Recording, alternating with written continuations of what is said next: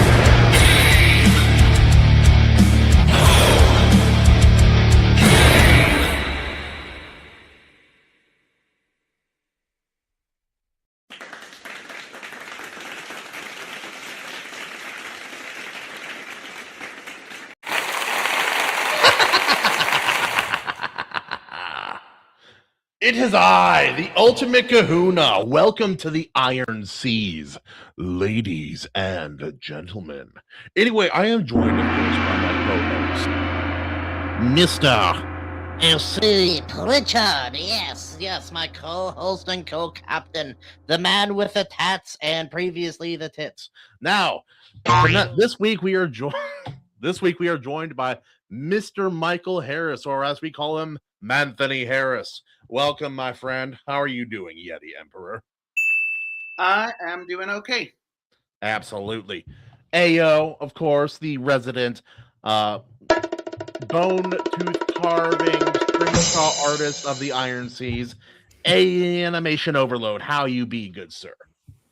I'm pretty good. Feel like crap, but I'm glad to be here. Everyone's like, I'm doing fine. I'm dying. I'm sick. I'm fine. I'm fine. I feel great. I feel fine.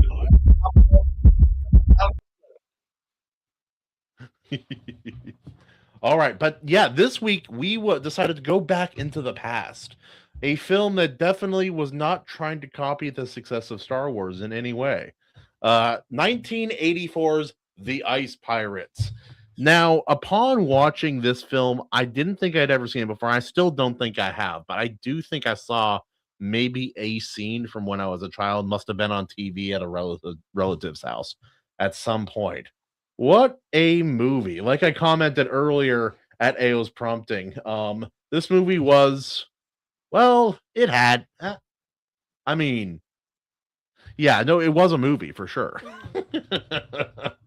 It's like, it's so funny to me when I see a film that's so obviously trying to rip off of something else or copy the success of something, but they just don't have the tools or the equipment to do it. It's a bold strategy, Cotton. Let's see if it pays off. But yes, let's see. AC, can you take away for a second? I'm going to see if I can bring up the little synopsis for this film real quick. Oh, I actually have one right here. So yeah, I'd love to take it away here. Oh yeah, absolutely. Take it away, my friend. The Ice Pirates is a 1984 comic science fiction film directed by Stuart Raphael, who co-wrote the screenplay with Stanford Sherman.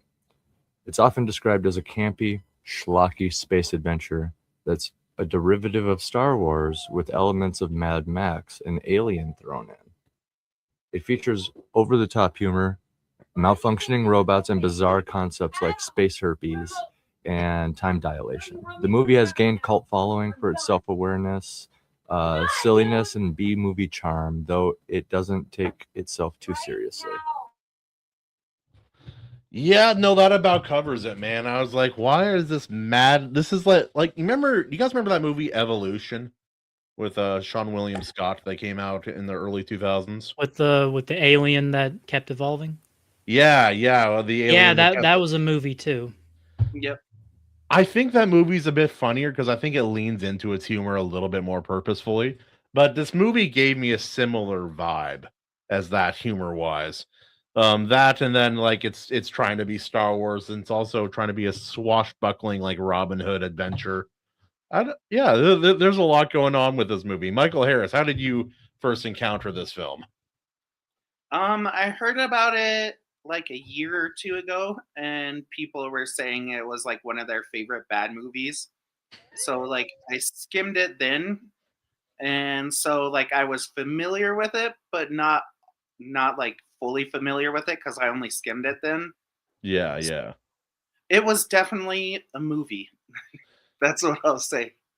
It's like now I understand. Now I hate now that Hollywood doesn't have the kahunas to really put money into something, like take a risk on a new IP, a new project. Everything's a rehash or a remake or a sequel that nobody asked for. But on the other hand, there were a lot of projects like this where I'm like, they poured a lot of money into this, I bet you. Still doesn't seem like enough. I don't know what to say. Yeah.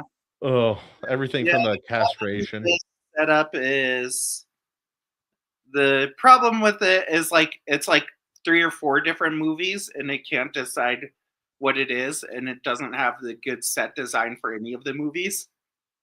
It doesn't have this like Star Wars. If you take away any like 2 or 3 of the elements, or even one element, it doesn't work. It falls apart. But everything came together well for Star Wars. It just did not happen for this film. This film does seem to have a bit of an identity crisis. AO, since you obviously watch this film and you know a lot, you're very knowledgeable about it. I'd like to hear your thoughts.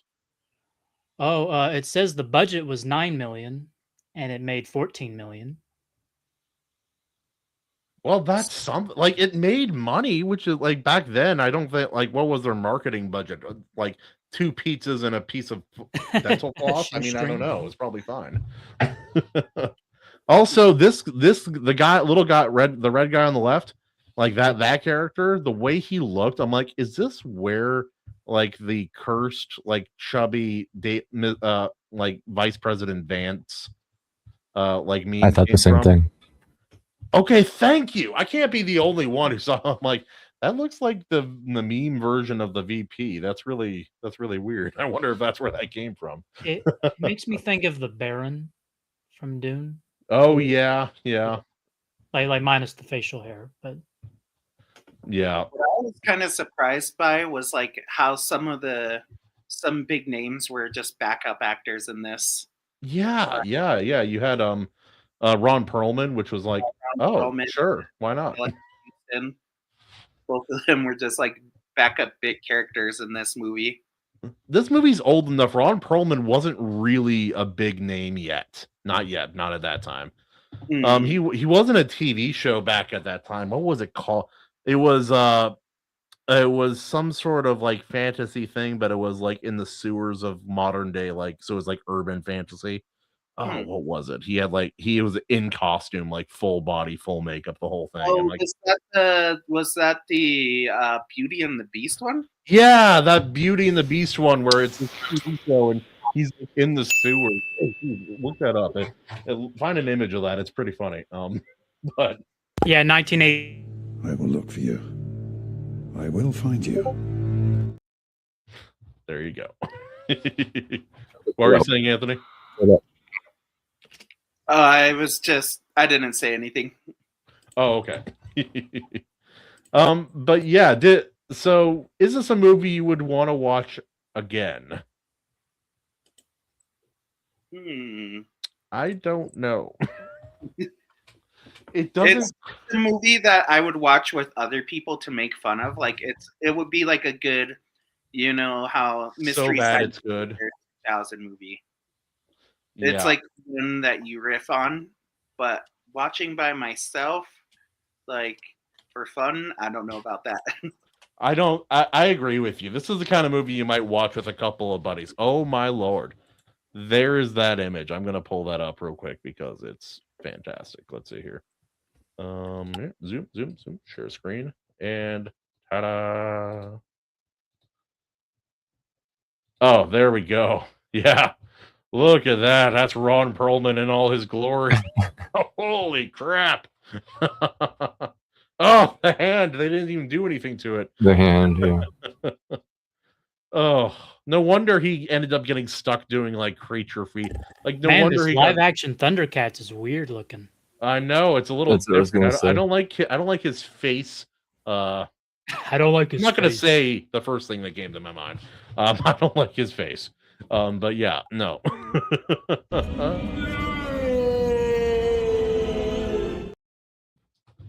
But getting back to this film, I'm like, it feels like it's swashbuckling, but then it tries to be serious, but then it tries to be a comedy.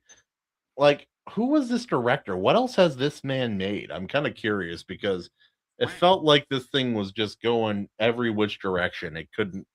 Yeah, it was like a big rubber, like big rubber plate or something. Everybody's just pulling in different directions. With all that being said, like in the beginning, the threat of castration, like follow instructions or castration, works. It's pretty effective threat as a man. I'll say that. Hey, Kahuna. He did Mac and Me. That explains it. Yep. Passenger 57. Adventures of Wilderness Family. So, like, not a lot of ones I know of. Mm. And I like how even back then this was still considered low budget back then. Mm. And I'm like, also, it's like it felt like Waterworld. Also, Kevin Costner's Waterworld. Mm. I'm like, it has like there's some things here, but I like, truth be told, I think I might watch that movie before this one again. Oh yeah, dude. Waterworld is kind of Waterworld had like a crazy budget too, I think. Yeah, and oh yeah, has that good movie world building. that movie at least it, like this movie is low budget, but it actually made money, which is much better than Waterworld. Waterworld was just a bleeding gouge in the side of the ship, unfortunately. Yeah. I dug it though. Not something you can say of Waterworld. No, definitely Waterworld was One Piece, the live action, before it was cool. Mad Max on the ocean. The acting was a bit dry. In Waterworld, yeah. But yeah, no, it's I like how the what's his face, Jason. He sees the princess in there. He's creeping on her, and I was like, he always goes weird for the girls. I'm like, yeah, apparently he went back for this stranger in a sleeping like forced sleep hypnosis. So it's one hell of a gig. What did but you yeah, think about the the twist at the very end of the movie?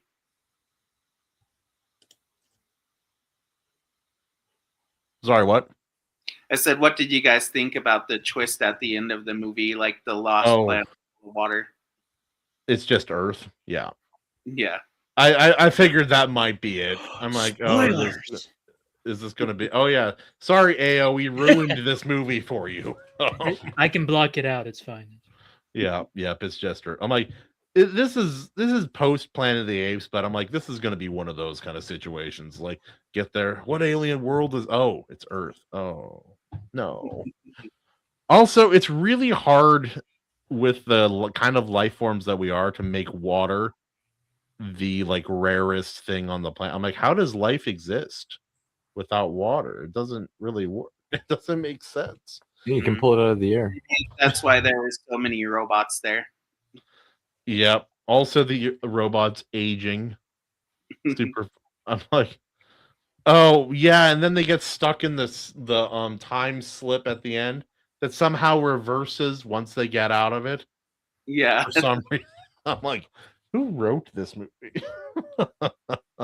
To be fair, listen, I watch a lot of Twilight Zone. This is going to be epic. Let me tell you. One of my favorite shows use that trope, like the reversed time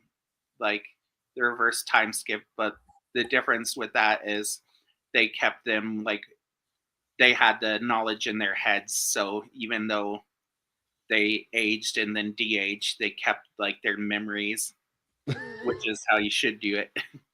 Well, they did in this too. Yeah. I forgot Yeah. about that. Yeah. No, they kept their memories. It's like, Me too. I forgot. oh yeah, AO. So, oh AO, I'm going to tell you about this scene in the AC. Were you able to watch this movie? I couldn't find it on my sources, but I looked up some YouTube videos. So Okay. I got the idea. Yeah. So at the end, they're going through space into this different area. And it's like you have to be exactly on course or you get stuck there forever. Okay, sure, guy. Anyway, they're in this space stream. Basically, time is now moving faster. It gets to the point where 1 second equals 1 day of time, and then it accelerates even more from there. Well, right before going in there, they had hooked up. So she's like, after a couple minutes, she's like, "Oh man, I have a stomach ache. I'm gonna go away for a little bit." They came back and it's like, "Say hi to your daddy." Brings out this baby. I'm like, "Oh my lord, what is happening?" And then that little boy grows up to be the man that saves them at the end of this fight and confrontation. He grows into a full ass man and saves their old bosses. And I'm like, what is this film? It would have worked if it wasn't a poorly filmed, really, really bad, dumb fight scene. That too, like however, like they kept on doing these dumb little sound effects and like people would like zoom forward a little bit. I'm like, what is happening? What is It sounds like the kind of movie I would love, but not call good. I think it's a movie we would have liked as children and Yeah. then gone back as adults to watch again and been like, oh, I'd be like, oh, there's a lot of cool man. ideas right here. Let's just touch Yeah. this up a little bit. I learned about it through like a thread on Twix. Like, what's your favorite bad movie? And they were like, oh, a few people were like, yeah, they were like, oh, this movie, and then they were like, it's terrible. I love it. No, I like we all have those films. It's like, and there are even more egregious kind of, people who are like, there's always, whenever a movie does really, really well, a bunch of people try to emulate that success on their own. So, the Bourne trilogy, the Bourne Identity, and that whole Bourne action trilogy comes out. Everybody all of a sudden, oh, I know the secret to successful action films. Close up, shaky cam. We can't see what's happening. I'm like, yeah, but they actually knew what they were doing. They knew how much to show. They knew when to make it more close up and frenetic. Mm. Do not. And they actually kept the action mostly followable. Yeah, So- you like it was close and frenetic. It was definitely shaky cam action because it was kind of like one of the first ones that did it effectively. But they still, you had a very clear idea of what was happening the entire fight. You were never confused. Yeah, you had good. I don't know what I call it. Maybe scene geography. Like they had good scene geography in it. Like you could tell, like what's happening, where things are in relation to each other. I would call it flow. I talk about the same thing in comics and manga, like how your eye, like in that, it's how your eye flows across the page.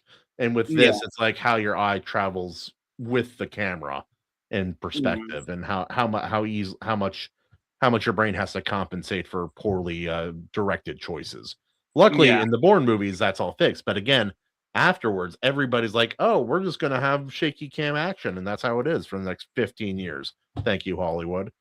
But It's a trap. then you have movies like this. It's like, oh, we'll have a fun thing in space. There'll be a princess and there'll be robots and that talk and weird weapons, and we're gonna use like quirky like household things and change them. Except for the toilets. They will be white and porcelain. But with clear walls so we can see them on the crapper in the beginning of the movie. What is happening? So there's that, and it's kind of it's almost a worse attempt. It's like after One the of the- Matrix. One of the things that I thought was funny is like how you're talking, how it has like all this futuristic stuff, but just like normal toilets.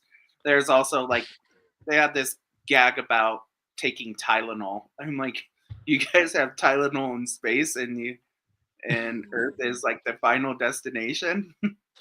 Yeah, yep, they have space tile. Like they named the brand. They didn't even fake it. They didn't come up with like Everybody, something. It's like everybody in that universe is super into trains and dinosaurs. It's like Futurama. MasterCard is still a thing. Yeah, it's like also you guys have all this technology, and then you have this old fashioned ladder to access a very vital, you know, mineral, like not mineral, water in this case, but like, oh yeah, Yeah. how do you get to the ice? Oh, how about you just take that really tiny like fire escape ladder? That makes yeah, Mm. sure. This world's very futuristic. And laser guns and swords, which could be cool if you. Also, like some of the guys are just straight up dressed up as knights or Mad Max, like medieval edition. I'm like, what? Like, yeah, the whole visual design of the world, it didn't have the same people behind it that Star Wars did. Obviously, you don't like, oh, it's like we're not going to copy it. We're just going to do it much, much worse. Mm. How does that sound? It sounds like basically there was a cocaine fueled party and nobody stopped them. It was. Oh, it was it's a really write-off. cool, and it got out of hand. It sounds like. You guys better be so happy that I'm not wealthy enough to have access, because I would be unstoppable. You'd hear about me like karate chopping cop cars in Seattle. Be a fun time. Oh, but yeah, no, and the acting, like sometimes they were trying, but then other times they were kind of, yeah, it's like different actors and actresses brought different things to the roles. Like some were playing it campy, some were playing it kind of, like withdrawn a little bit. Others were bombastic and like I'm a serious adventurer, and others I'm like, oh, this is a comedy. I'm like, again, was there a director in this movie like at all? Did he have a vision? Was there a choice? I don't know what happened. I mean, it is the dude who made Mac and Me, so. Okay. Yeah. It's all coming together. You could see it. It was a lot cheaper than Spaceballs, so Spaceballs is really funny though. it is. 22 million. But like, Ao, let me explain this. Like, so in Spaceballs, they have like normal objects and normal things, like from our world in this like future space world. But they acknowledge it. It's part of the humor. It's like, oh, he doesn't have a Millennium Falcon. He has this RV with wings that looks like a 5-year-old put it together in the late 70s. And that's his spaceship, which is really funny. And they would just have things like that. And it's not for humor. It's just like, well, we need to fill up this set. What do we have? Oh, we have this thing. We have a Jeep. You want to use a Jeep? Pretty much, yeah. It's just like that. Yeah. Again, like this movie makes me think of have you guys seen the movie Battlefield Earth? No, I've seen bits of it. John Travolta. It's based on that dreadlocks, on the fiction book written by the guy who created Scientology. And it came out after The Matrix, but it was already being filmed like before the Matrix released. So in post, they tried to make it more like The Matrix. It was always going to be a shitty film, but it was a shitty film that really was trying to be like The Matrix at the same time. I'm like, oh man, why are so many famous people in this piece of crap movie? Because it was Scientology, and a lot of them were in the cult. Yep, that is true. And like some of them are really acting their butt off or trying to, but there's no score to accompany it. There's no everything's green, just really, really green without taste, just needlessly green. Oh, I love movies like that. Like this one actually. It's so bad it's funny. And I think this film does fall into that category. Yeah, just so bad it's good. Yeah. Like it's kind of movie you watch with friends, but you don't watch by yourself because you don't hate yourself. That's a good way to describe it. Yeah, pretty much. But yeah, any big final thoughts on it, Michael? I'll start with you. Final thoughts, and then sink or float. Honestly, it was such like a disjointed and like kind of dumb movie it kind of almost slipped out of my mind already, and I just watched it last night. I watched it today, and I can barely remember. Yeah. So, I mean, I didn't watch it at all, and I probably remember it better. That's true. probably, that's probably why you remember it, because you didn't watch it and you didn't have like 20 things that just kind of happen. So, Yeah, there's no things saying- just happen. yeah.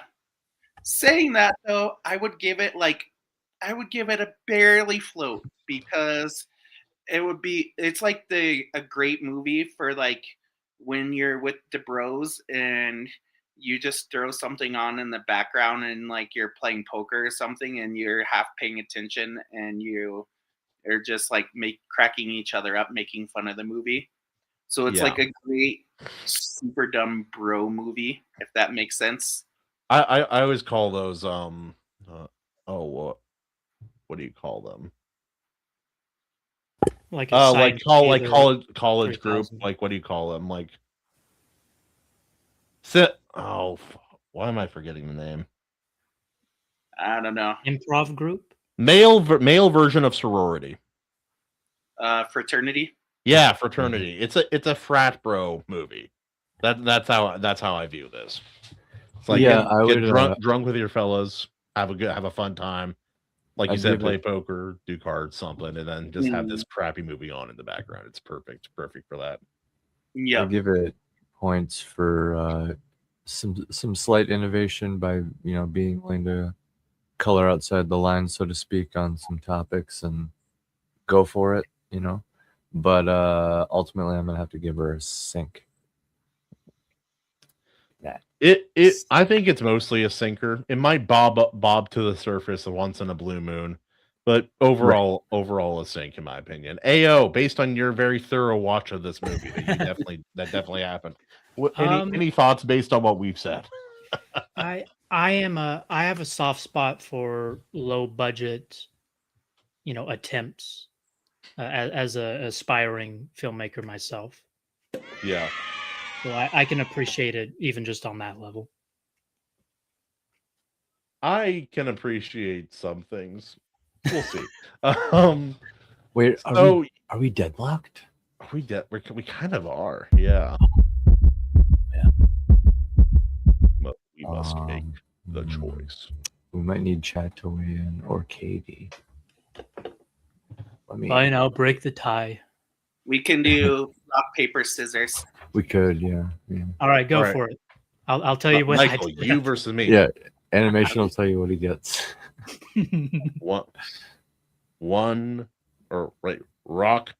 paper, scissors. We both picked scissors. Each other, dang it. Rock, paper, scissors, paper. Shoot. Oh, we are halfway around the world. It's regular show. We're gonna go for trying to do a timed. Let's just say the tip of it bobs up, and let's say it floats like ice, but then melts. I'm okay with that. Except, wait.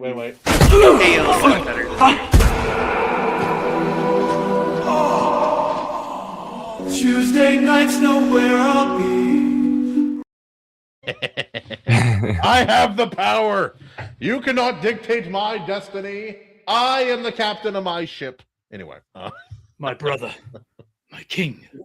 Oh man, Oh yeah, I got to watch the 4K edition of those movies for the first time ever.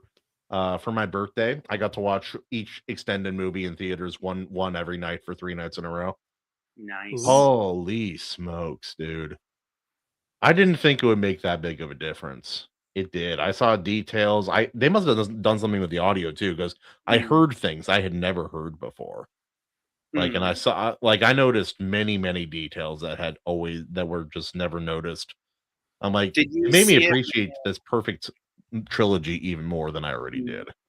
Did you see it when it came out? The movies? Yeah. Like in theaters the first time? Yeah. No, because I was young. These came out like what? 99, was it 2001 and Yeah, all the way to 2003? 2000, I think it was. I can't remember if it was 2001 to 2003 or 2000 to 2003. I think it was 2001, 2002, 2003. Loter films I can remember release. seeing them in films in the theater. I can Yeah, remember seeing those I was films very in young. films. 2001 for Fellowship, 2002 for Two Towers, 2003.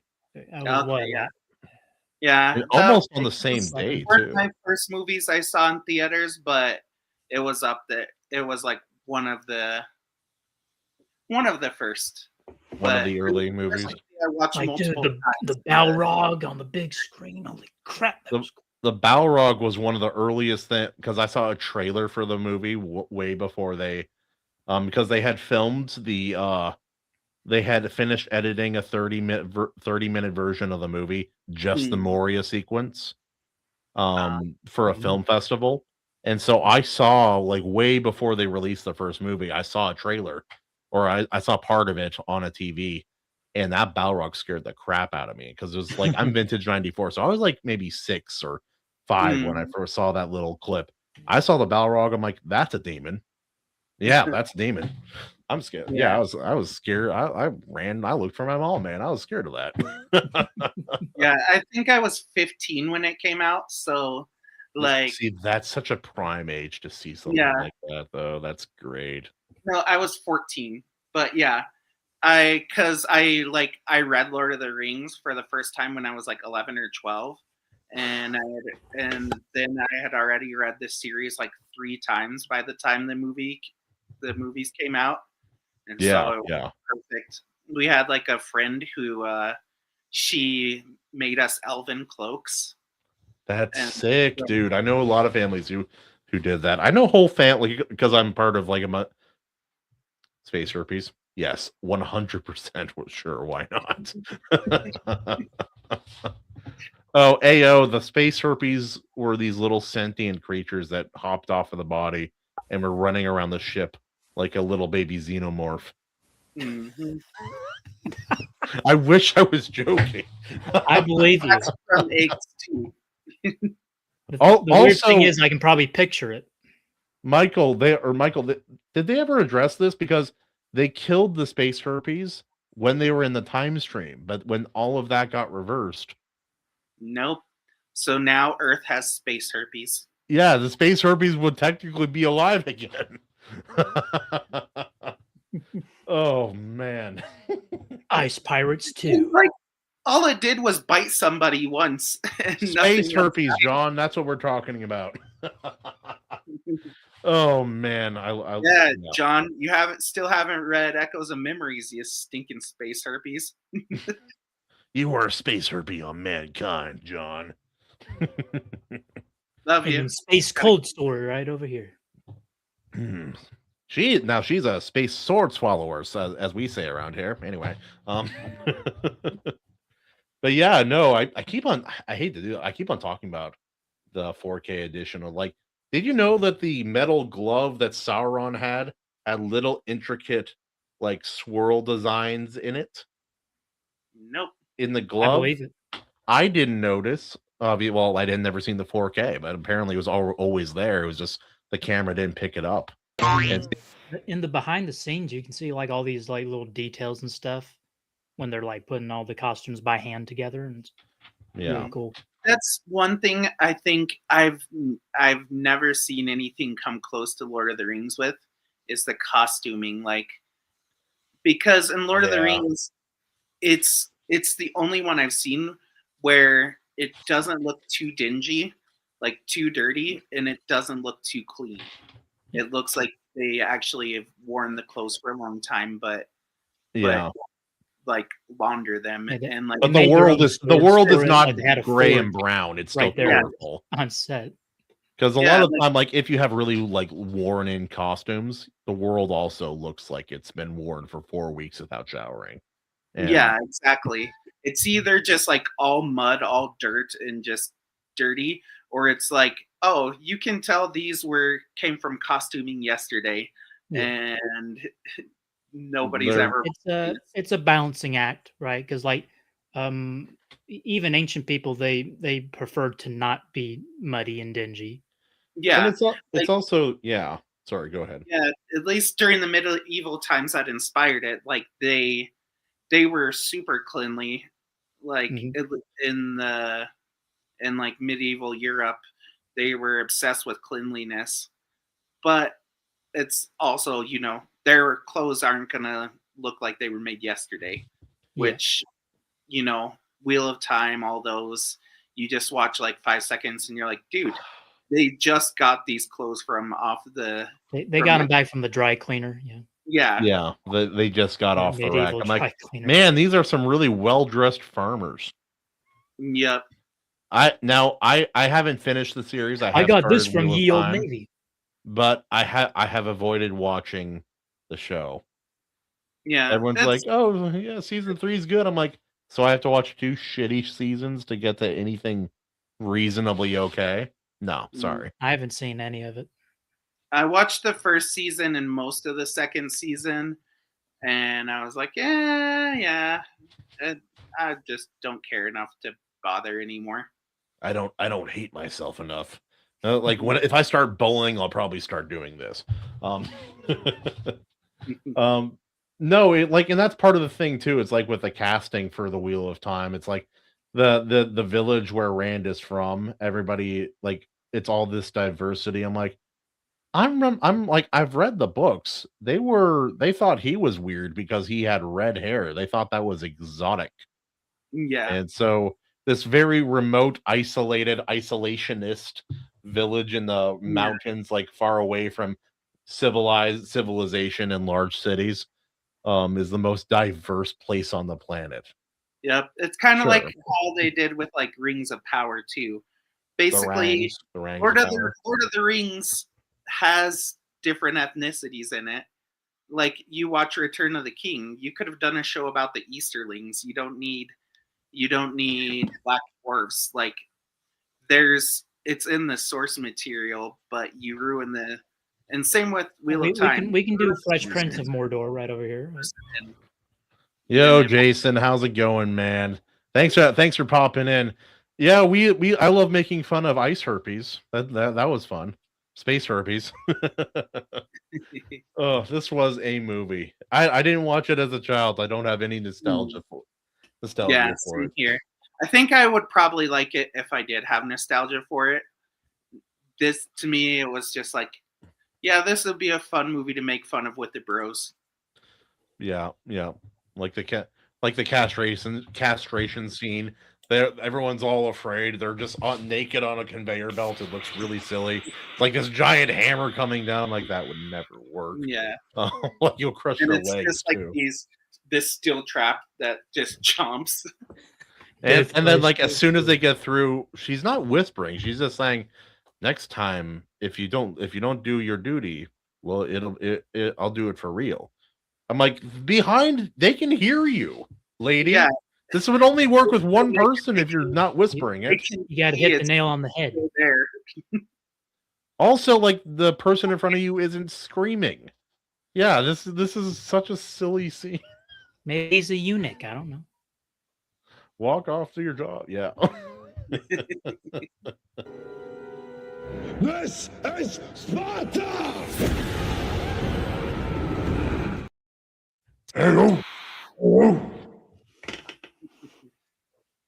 Oh, a bunch of the military guys I've had who have worked for me, they used to like that movie, and then do the chant every day for about 2 years, and they really hate that movie with a burning passion at this point. Which one? No, AO's not a captain. He's not a scribe. He's our artiste. You can be a captain if you want. Tell them I'm a stowaway. Yeah, I noticed since last time I was on, you added some of AO's drawings to the intro. Oh yeah, it's fun. Wait, did we? Yeah, we might have. AO, did we add any of your drawings to the intro? That was Evaleigh's doing. If that happened. Yeah, it's in there. Sweet. I'm glad. I was like, at first I'm like, yeah, it's fun. I'm like, Wait, did I misspeak? Am I wrong? I was filled with sudden and unrelenting doubt. But it's like, how about this? At this point, what's a mainstream kind of book, like fantasy book series, that you would like to see adapted well into TV or movies? Like One what's a more mainstream kind of series you guys would like to see adapted well into the mainstream? Everybody's talking about A Night of the Seven Kingdoms right now, and I want to watch it. I just don't want to download HBO again, so I'm waiting on the high seas. it. There are ways. There are ways. Mm. Red Rising has become Bill. I agree. Red Rising has become mainstream. Mm. I want them to, but I think trying to adapt it effectively would be something of a Herculean task. Mm. It would be it's hard. I think it's harder to adapt than Dune. What was that? Yeah. What I was saying is property, I think if they did it right, it could be really good. Since they're now doing like the Sanderson's Mistborn, so I won't choose that. One that I think that if they did it well could be awesome is the Dresden Files. They did have like a short TV show. Oh, it was so shit. It was so shit. It was bad, but it was good bad in my opinion. I think the movie Constantine actually showcased years ago that we can have the Dresden Files. We can. No, Dresden is very doable. And you could even do it like the OG Game of Thrones, like start off lower budget and work your way up to a higher budget as the story gets more intense and more big scale. Yeah, and one thing like I noticed, like I just finished reading the newest Dresden book, and I'm like halfway through the newest Stormlight Archives book, and it's so interesting. Like I'm like, Sanderson, you should have waited a year and learn from Butcher how to handle like all the mental illness stuff, because I'm like basically I'm halfway through the newest Stormlight Archive book, and I'm just like, he desperately needed an editor, and he desperately needed somebody to just like tell him, hey, you can write all this stuff without therapy speak and make it compelling. The modern language, characters weren't acting like them. Wind and Truth was a horribly disappointing book. Yeah, it made me not want it. It brought me to the edge of not wanting to read any new Sanderson. Yeah, and that's like that. Like I talked with Joe about this because Sanderson was one of my favorites. Yeah, but then he came out with an expansion of one of his older short stories. In the book, The Isles of the Emberdark. It's really good. Yeah, for me, it's interesting because like I just read The Sunlit Man, and I was like, that's really good, and it like ties into the Stormlight Archives, and like I liked some of his secret projects. So I'm like, you can do it. You just need somebody to tell you to stop being around woke idiots, and you need an editor to cut out. Well, he's become the woke, like majorly, and you can see it affecting his writing. He also he had an editor that was really good.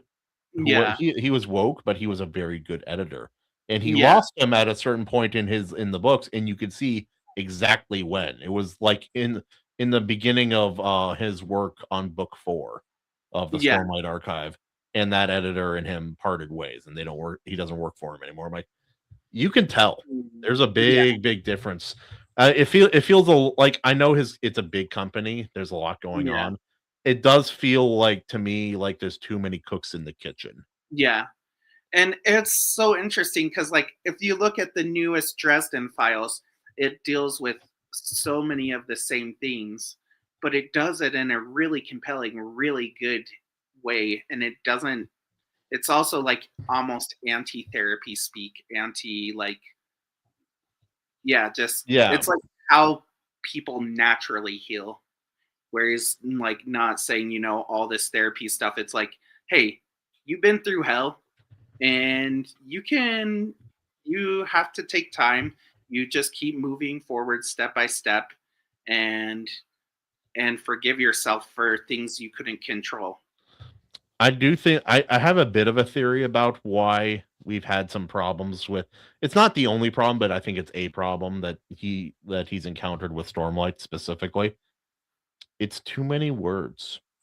You can only dive into a character's story so far before it starts to feel either redundant or repetitive, or you have to change who they are fundamentally to keep the story going. And I think we see that a bit. I saw that quite a bit in book 5. That's just my opinion. Yeah, but. I'm only halfway through so far. So, but like one of the things I've noticed with Sanderson is like when he keeps his what's the name of like his universe? Cosmere. Yeah, like when he keeps the Cosmere out of it more, it's really good. But when he makes it like mostly Cosmere focused, it doesn't work out. It's hard. It's harder. Yeah. Yeah, because like basically whenever the Cosmere is the focus, it draws attention away from the main story. So like with his writing, he's good when it's like a tiny Easter egg, but when it becomes the main focus of the story. Peace out, Jason. Thanks for coming by, man. All right, get back in bed, old man. Howdy, Bill. How are you doing, man? A little tired from jujitsu. Got my ass kicked. That happens a lot. Brazilian? Yeah, it should. Yeah, Brazilian jiu-jitsu. Oh, okay, nice. It's actually great. There's this one kid joined a little bit before me. He's just meteoric improvement, but he's also going more often than I am to the gym to do the jiu-jitsu and some other stuff. And so you finally decided to crawl out of the futon, you little turd. Talking to your cat. Yeah. It is not mine. It is Circus's cat. I hate these things. I don't. They're the spawn of Satan. I just hate most. You just haven't had it cooked right. Oh no, I've had it cooked right. I've been to some good Chinese places. I've never had cat here in China. I have eaten dog, but how was dog? Depends on. I've had it twice. Like one time, it was like the best tasting turkey, and another time it just sucked. So if you eat well prepared dog, it's just like really really nice turkey. Kind of a drier meat a little bit. It's like really crap turkey. I'm not going to say anything because I don't want to get you guys banned. Donkey's interesting. Horse is pretty good. I've heard horse is good. I don't. It's like I'll eat anything that's dead already. I'll try it. I'll try most things. Like I won't try like grubs because those just freak me out. Like I've eaten scorpion, but I won't eat grubs. Well, like, aren't they still living when you're eating them, or are you? I guess it depends on the dish. I know there are some crickets, like they fry them up and they're basically like chips. I could probably do that. Yeah. If they're moving, it's a no. Sorry. No, like the scorpion I had, basically it was just barbecued scorpion skewer. If it's cooked, I might try it once. Yeah, it's not good. It's not bad. Basically, scorpion just tastes like dried shrimp, like freeze-dried shrimp. Yeah. Well, it like shrimp. People don't like to think of it this way, but shrimps, lobsters, they're just sea bugs. That's all they are. That's all they are. Yeah. Yeah. People do not like to think of it that way, but like that is what they are.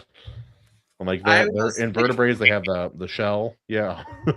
As a dude who grew up in the mountains, I was surprised to learn that fish aren't considered seafood. Like seafood's all the other stuff. So yeah. Evolution. I'm totally vegetarian except for beef. I love beef. Yeah. Except for beef, yeah. The big one. I'm vegetarian except for beef, chicken, Eggs. cow, or like not cow, cow's beef. Everything else. Cow, beef, calf. Oh. Yeah, cow, beef, calf, Deer. Veal. veal. No, I was trying to say mutton, but Mutton. There we go. I could only think of the Chinese word for it. Ain't got mutton to talk about. Yeah, mutton's pretty common here. That joke Yeah. was lamb. It's pretty good. and yeah, Bill's right. Evolution is one of it's. I don't even know if it's a bad movie because it's so aware of what it is. It's okay. It knows what it is. I didn't burst out laughing at it, but it was fine. Some neat You ideas. You didn't laugh at the ice cream comment. No, some of it was funny, but it's not my favorite movie. I'll never forget that line. hey man, all you single guys out there, don't go fishing. Anyway, real quick before I forget. So there are, on top of Red Rising, and right now, Kahuna, I'm going to say it right now. Anything is filmable. You just need the right visionary to translate it. But there are two your average day. Two works that are not necessarily mainstream in America that I think would do gangbusters adapted. Yes. Both of which have technically already been adapted, but I think we can do better.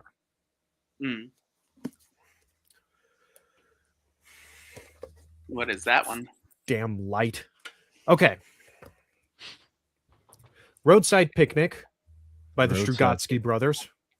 I don't know if I've read that one. Great sci-fi read from Soviet Russia. But the movie that we got based off of this, Stalker, is a good movie. But it's not the book. It is not the book. Tarkovsky is very much an art house filmmaker, and it shows. And Tarkovsky's like my favorite filmmaker of all time. And I love his movie, but it cuts out all the crazy and interesting, a lot of the crazy world building sci-fi elements of the book, because the whole premise of the book is aliens landed on Earth, had a picnic, and left all their trash when they left. That is the core premise. But the places that they landed and all the things they left behind have now become treasure troves of science and research for humans. Oh, okay. And so there's a lot of stuff there. And the book follows a stalker, or someone who goes into the zone. That's what they call these places, to recover artifacts for people. Okay. And then sells them. And then another one. Obviously on the African American market. Yeah, that's true. I don't know. I've seen Dragon Ball. He should have been on those files, but should have, but wasn't. Yeah, Checkmate. Checkmate. The second Check thing under Jackie Chun. June. The second thing that I would say, and I have not read this book yet, but I have seen the movie. But here's the thing: the movie on the Silver Globe was incomplete, and that's actually a really interesting story. And in order to watch it stateside, you're gonna have to sail the 7 seas in order to do so, because it is practically impossible to find a legitimate copy of it. The rights holders are complete dill holes with it. I have my own personally made bootleg copy that I have watched more than once. But the film is left incomplete. So we do not have a complete adaptation of this one. But the Lunar Trilogy. That's so boned. Why? That is completely... That is vile and very funny. That has completely derailed my train of thought. Congratulations, Bob. Bob, you did it, Bob. You did it. Oh, that's so. I should take up day drinking. Anyways, I've been inspired. I'm gonna act like you writers out there just chugging away 8 o'clock in the morning. But I no, don't the have a Lunar problem, trilogy. but you have a problem. This, I want to see a full adaptation that is completed for the Lunar trilogy. That would be cool. You know It what is- I could make a really good live action show? I want to it read wouldn't this year. be too high budget. What's that? Is I think they could make a really good adaptation of Monster by Naoki Urasawa. Oh, the manga series? Yeah. I grabbed the first like 3-in-1 volume of it. I haven't started it yet, but I've heard it. Oh, dude, Everyone says it's really, really good. So There's an freaking anime good. too. Yeah, I heard that. it's so good. Like, Yeah, I'll need to check that most out. of his works are top tier. So Yeah. that I've been one, like it's nothing super unrealistic, but it goes deep enough into things like a lot of the things that we're seeing now with like Epstein and whatnot. Yeah, like nurture versus nature. Yeah. The multiple nature of personalities, evil, stuff like that. belief, things of that nature. Yeah. The nature of Basically, like- fear. Yeah. Yeah, but it could make a really good. That's one I wouldn't mind seeing like a well done live action version of. If like for you guys who are writers and whatnot, if you could choose one of your works to be made into like a high quality movie or TV show, what would you choose? Yes. Yes. That's the right answer, but if you had to pick just one thing. I mean, I look at everything I do from the lens of, I wonder how this could possibly be adapted. How can I write a part for Scarlett Johansson in everything I write? Maybe. We're gonna try. Does it have to be released? Yeah, like Then I only have one. like, And it's not the you one have that I would one, choose. and it's like it gets a major release. No, he's no, Bill. He's what your project does not have to be done already. Just it would be a like wide release kind of situation. Yeah. Oh, So, okay, so I can pick anything. That Yeah, you've worked on. anything Yeah. you've done, finished or unfinished, but it would get like a major big budget release TV show or movie. So my first pick would be my magnum opus, which won't be written for at least a couple decades. Working on it. Work in progress. I want to be in like the top of my game when I do that. I will not accept anything else. But a little bit closer to home, and what I would actually say for right now, partly because I actually have it figured out more, is the book I'm currently working on, Guardian. That's a good name. Granted, it would probably, dude, Hollywood would crap on it. They absolutely would. That's fine. I'd look forward to it. Do it. I dare Can you. you give like a 20-second summary? After moving to a new school, a young girl gets a premonition that she is the only person who can prevent the worst school shooting from happening. Nice. Female perspective next. No, I'm kidding. Ew, a women protagonist. Ugh. I literally just released a book yesterday with a woman MC. Oh yeah. Name of Magic. Yeah, that whole thing. Just Yeah, give I her saw some that. walnuts to twirl and it'll be fine. Yep. Just released book 2 in that series. That's one of your longer books too, actually. Yeah. Katie, Wait, which series was this? Katie got intrigued by your walnut comment. Heavenly Mages series. So That's why I released- recognize the name. Your book is on Oh, my he to was the read one list. talking about walnut. Oh yeah, nice. Yes. So Anthony, book 2 I just released literally yesterday. So the first book is kind of like a set in Asian magic school one, and like the So main Chinese Harry Potter? basically The difference is they have more math classes. Yeah. Basically imagine Chinese Harry Potter mixed with Full Metal Alchemist. Full Metal Alchemist. Nice. And so like the first book is magic school, she gets MC Jiaoling, she gets caught in a conspiracy, and big like, trouble, Little China. magic. Basically, all the magic in her world comes from one person. There used to be like a whole bunch of mages, and they just disappeared. And basically, what happened is they were like locked away in a different dimension. But like the mage they used to lock people away, like his powers bleeding through, and so she like gets connected with him. So he's just riding along in her head, and like they got locked away because they tried to exile these demons, like these hybrid demons. And so the second book, basically, the mage who did that, he escapes from like the alternate dimension, and so now he's free, back in the world again. Yeah, so he's back in the world, but he's supposed to be the only one with magic. But the demons that should have not been able to be there since he, escaped his prison, and they're still locked away. Some of them keep showing up. So do they grant powers, or are they just themselves a force to be reckoned with? So basically the demons, I call them the voids. Like basically like they could absorb the heavenly mages' powers.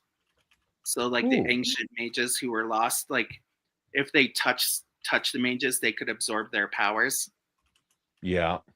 And so dangerous proposition. Yeah. So there's going to be some more stuff that I don't want to spoil, like in the third and possibly fourth book if I can't finish the story in the third book. Yeah, we'll see. Yeah, so like the first book is basically magic school. The second book, they basically travel to what's like Mongolia, because that's like one of the main characters' backstories is there. And like some of the main characters are there. And so like the second book is them traveling there because that's where a lot of the ancient demons that shouldn't be able to be there, now that the male main character escaped, that's where they're showing up. In a more desolate, mountainous kind of region. Yeah. So I could see that. That'd be dope. That isn't my book that I would choose at the moment. The one I would choose for my adaptation would probably be my Sherlock Hamster series. I knew it. Like, so why Sherlock? Why Sherlock Hamster? Why Sherlock Hamster?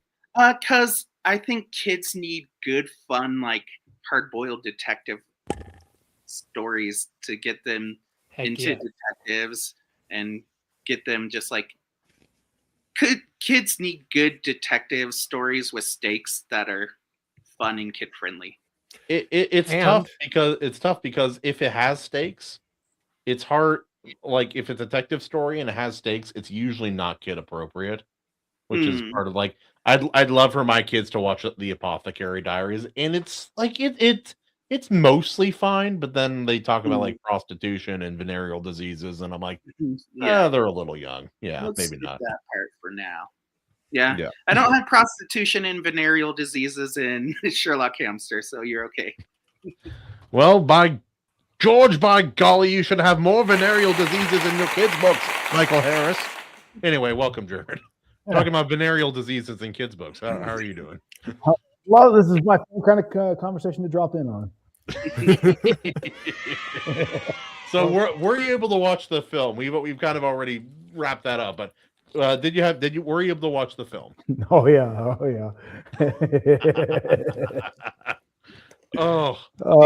Do you feel better about your own filmmaking endeavors after watching this movie?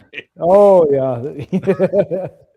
What's funny? It's like I think this film, all of this film's budget went to like Robert Urich, Angelica Houston, and a massive pile of coke. And then they had like two pizzas and 45 cents for the rest of it. I know, man. The space herpes is pretty funny. I didn't know that was a real thing from a real movie. I just thought it was something I read one day. I'm like, oh yeah, no, that's a thing from this movie. Okay. Yep. I miss fat Jonah Hill. Have you guys seen skinny Jonah Hill recently? There's a picture of him. I swear to God, it looks like Jonah Hill, like old fat Jonah Hill is me, and then he turned into AC in recent times. Like he got very, very skinny and like got gauges. I'm like, that's a weird transformation, brother. And he got way more blonde. That's true. Yeah. Which AC is more blonde, tremendously more blonde than I am. It's all right though. Oh yeah, who was it? Was it Evaleighmusic? He was talking about how only like 4% of the world is authentically, like naturally blonde. That's pretty low. Yeah. I guess it depends on what we consider blonde, though. I've seen women who have a very light brown or golden hair. I'm like, when is it to what degree does it like what range does it have to be considered blonde? Is what I'm wondering. Yeah. I've seen blonde Chinese people, like naturally blonde. I believe that. There's a place in Indonesia where the people have they're very, very dark skinned people, and they have the kinky hair, but it's very blonde, and it's very unusual look. I thought it was quite neat when they have the kinky hair. Black hair. Them nappy heads. Okay. Nappy, yeah. the well knit hair, yes. Yes. It was the well applied hair, if you would. No, I've dated an undisclosed number of black women, and it was always really interesting seeing how often they would do their hair and how much it cost. And then I'm like, only one of them what had it as her real hair. I'm like, that's a shame. You have nice hair. Well, I think I prefer this. I don't. Yeah. Any of them ever put Gorilla Glue in their hair? Never heard of that. I don't even know what to say to that one, Bill. I wasn't. Boy, that is. The black chick put Gorilla Glue in her hair, thinking that it was a hair gel. Oh. I am not making this up. That sucks. Oh boy, yeah, it sucks to suck. What kind of hair gel is it? Gorilla 9, yes. I have. It's a trap. I have a bunch of books coming in. I'm gonna have to shave my head again because I have a design for a scalp tattoo I'm working on right now. Figured have one small tattoo on the back of my shoulder. Figured I should really go hard or go home at this point. But yeah, I'm doing a bunch of research into Polynesian and Hawaiian and Samoan Maori tattooing and trying to figure out a good design based on all of that. I know some stuff, but there's a lot more to it. And a lot of stuff's been forgotten too. So that boing, that's a sus sound effect, AC. That's a very sus sound effect, my friend. That's perfectly fine, perfectly family friendly. Just gonna try to you. Oh yeah, but Jarrod, we were talking about mainstream book series that we would like to see adapted into a good, like high quality movies or TV shows, and then any of our own works that we would like to see adapted into like a mainstream movie or TV show. So what you got, my friend? For like any kind of mainstream popular book series adapted to film,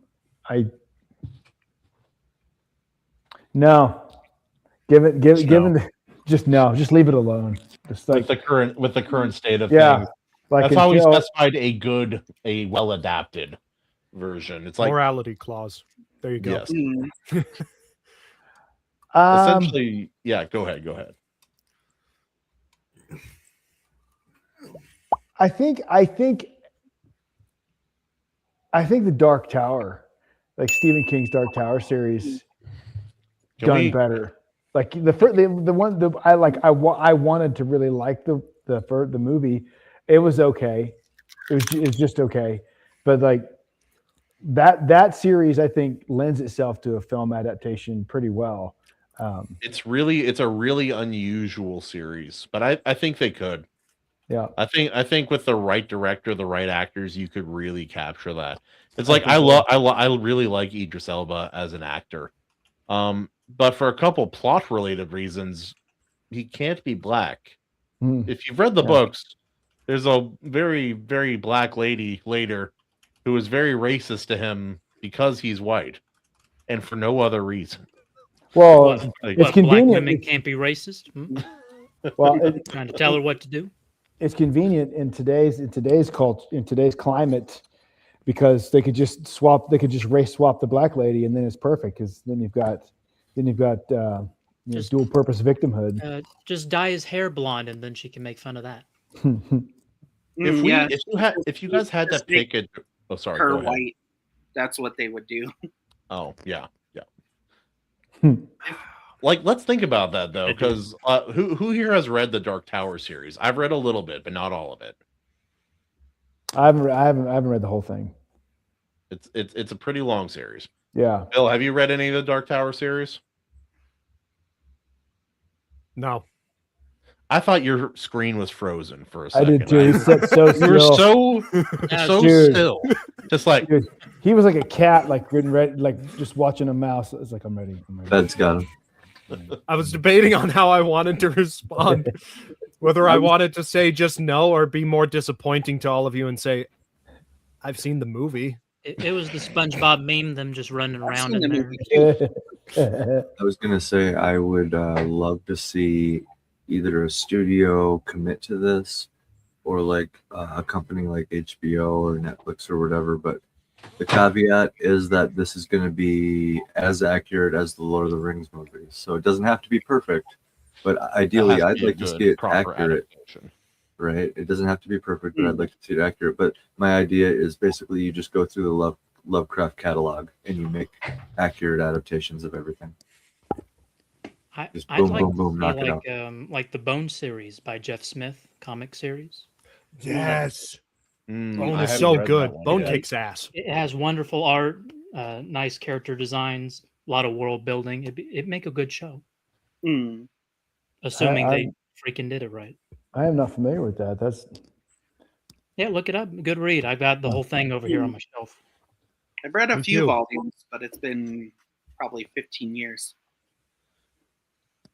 So when the Dark Tower movie came out, they came out with some statues and figurines for it, but they looked more like the book characters than the actors in the movie.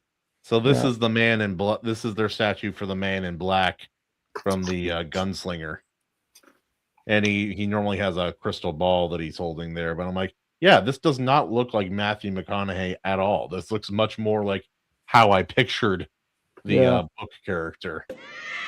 I'm like, yeah, what a shame. But yeah. Matthew McConaughey was a weird casting choice, man. he's a good actor, but I just not what I pictured. The man in black needs to be quietly, like, almost not like almost so subdued that the only thing that signifies that he is evil is his actions, not his presence. Yeah. Like what he says versus what he's evil because of what he does, but what he said, like, he seems somewhat innocuous most of the time in dialogue and conversation, which is part of why he's so dangerous.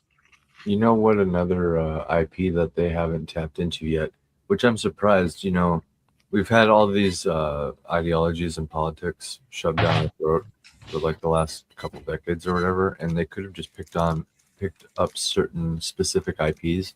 Like, I don't know if you guys ever got into Oddworld, but the entire basis of that game and the story to it was pretty political. Like, I believe the whole idea is you're like an escaped slave and they eat you. They literally make food out of your kind, and you escape like the factory, and there's all these different weird like alien creatures. It's like a whole different fantasy world, you know what I mean? But Oddworld, man, I don't know if you guys ever got into that, but the story, I just remember, I'm not sure. the story to all the games were really compelling, and the world is just super rich. Like Stranger's Wrath, that game in particular, instead of being like an escaped slave, you were like a bounty hunter. And that shit was crazy. That was cool. and you hunt yourself. No. Oh no, you just hunt different crazy characters in the world. It would kind of reminded me of Mad Max in a little bit as far as like crazy characters goes. Real You know quick, what I mean? what was this called again? Oddworld. Okay. Am I It was looking for good? it was for PlayStation. I remember, man. Dude, what you guys? Okay, Dude, I've heard of it. I would yeah. love to see I would love to see an anime of Front Mission 3. Front man. That was like the best PlayStation game.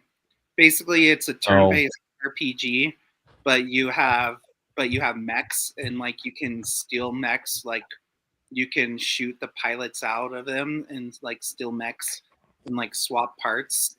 I feel like I kind of remember something about that. Yeah. I would have been very young. It has a really good story. And the cool thing is like there's 2 different stories depending on like who you choose, and like at the start there's like 2 choices, and so it has 2 separate stories. So you can play the game twice through and from different perspectives and That's different lines. But both of them would make like a killer anime. I keep on thinking like we're kind of sleeping on like animation for TV series, but you can't do the crappy 3D stuff anime. It was like, that's my girl, yeah. But I'm like thinking of the Lightbringer series by Brent Weeks. I would love to see a well done animated version of that series. I would love to see that. You could do it live action, but I think because of the colors and the lumens and the way that it works and the perspective, I think it would be, oh yeah, I forgot about that. This archetype for a bounty hunter stuck in my head over the years. Say what you want about like Altair from Assassin's Creed. This guy, because I don't know if any of you are familiar with the game, because of the type of creature he is. Like, I don't know, this world has all their own fantasy creatures, right? He like when he sprints, it's on all fours, so he like runs super fast because of that. Because he's like a beast a little bit. And he has like this wrist crossbow. It's sick. Different kinds of ammo. He uses like living grenades, like because of the weird creatures in the world. You know? Yeah, it's cool. It's cool. So I've got 3 things right now on the brain from listening to all of you guys talk. Yes. First, in terms of anime. Wow. Bill, I'm so sorry. That was cruel time. I'm so sorry. Continue. I will not do it again, at least for a couple of minutes. I'm so sorry. For animation, the obvious answer there for me is going to have to be Zorn, my pulp, because holy hell, it would look great in animation. Very pulpy. I would like their show. I would love to see. They actually made a TV show of this series. Angel Studios did, but I would love to see like have them just update the animation. Like I think I know which one you're talking about. The Tuttle Twins? No, the Wingfest saga. Yeah. Okay. That would be cool. Wingfeather Saga. If you have kids, this is like my top tier recommendation. It's like the best fantasy series for young boys that like outside of like Lord of the Rings and whatnot. I would put it like way up there. I think one of my kids picked up one of the comic books for that, graphic novels for that recently, unless I'm mistaken. But yeah, it was like I read that like 2 years ago or something, and it was kind of crazy because I was like, oh, this is kind of a silly. It seemed like a silly like kids book. It's basically Princess Bride, but with like heart-wrenching stakes. But it's like Princess Bride for boys, but like with daring stuff that you don't read unless it's like something like Brent Weeks. Basically, imagine Night Angel trilogy for boys, like with Brent Weeks stakes. Yeah. I haven't actually read the Night Angel trilogy yet. I should check it out. It sounds a little bit more like edgelord. Like it's his more edgelord kind of series. That doesn't mean it's bad. It just means I have to go in with the right expectation. Yeah. No, this one it's way more kid friendly. It's just like it doesn't shy away from characters' parents dying, and doesn't shy away from hard emotions. Like it's very kid friendly. It's very explicitly. It's like it's pretty Christian. Yeah. Like so, I would easily like I would say 11 or 12 and up, because it has some really heartbreaking things that you're like, wow, they did that like in this kids book, like in this super whimsical kids book. It's really weird trying to pick things that I can let my kids watch and or my oldest son read. No, I would like, from hearing what, like talking to you a little bit, I think I would highly recommend that, and I think it would pass your standards. I'm sure it probably would. Like I want to let my I want to let Thorin watch Full Metal Alchemist. But it's a little bit, it's like it's not really sexual, except for maybe one or two things, moments. But it's very violent and very dark, and it doesn't show everything most of the time, but I'm like, this is pretty dark. Like we're talking about human sacrifice, and I don't know, man. I'm edging it, but the problem is, like, if I let Thorin watch it, Elric wants to watch it, and he's 5, so the answer is no. I'm like, that doesn't work. Yeah. This is my advice to you, Kahuna, and I say this as someone who will probably never have kids. Kids need to be traumatized. As I like to say, they have to see Optimus Prime bleeding out on a hospital bed. It's good for them. Okay, it's good for them to see. Why is Optimus Prime on a hospital bed? Have you never seen the Transformers movie? He died in the movie. Yeah, like legit, he bleeds out. He bleeds out on a hospital. Why didn't they take him to a mechanic? They didn't have AAA. Dang it! They did that for Ultra Magnus when he got blown up. It's like, no, if I want my kid traumatized, I'll just. The warranty expired. He didn't have any insurance. Okay. Oh yeah. We were talking about other things that Ron Perlman was in. Did you ever see the old Beauty and the Beast, like the Beauty and the Beast, like TV show he was in way back when? Oh yeah, dude. I watched it when it was prime time. That's wild, dude. Yeah. Badass. I saw the whole series, man. I hope I never see this again. I can't unsee it. He's just staring into my soul with his little mouth slit. He's much better looking as Vincent than he is as Ron Perlman.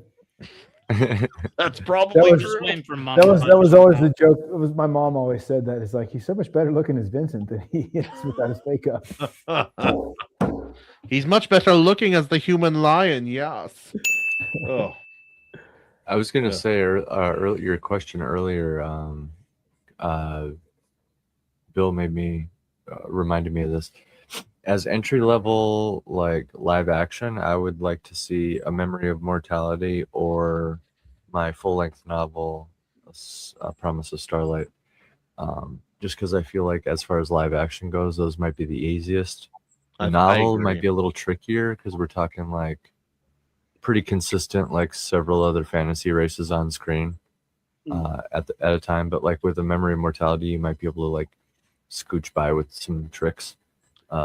It's essentially more of a. It's hard to make like aliens or fantasy creatures not look silly in live action. Yeah, and if you can manage to make them look somewhat convincing, that's an achievement.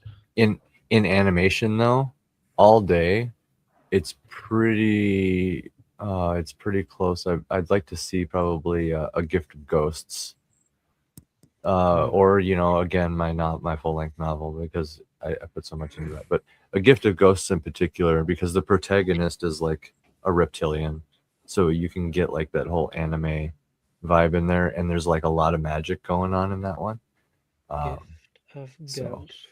And that's why I'd say animation for Zorn as well, because all of these extraterrestrial races feature heavily. So either we're putting someone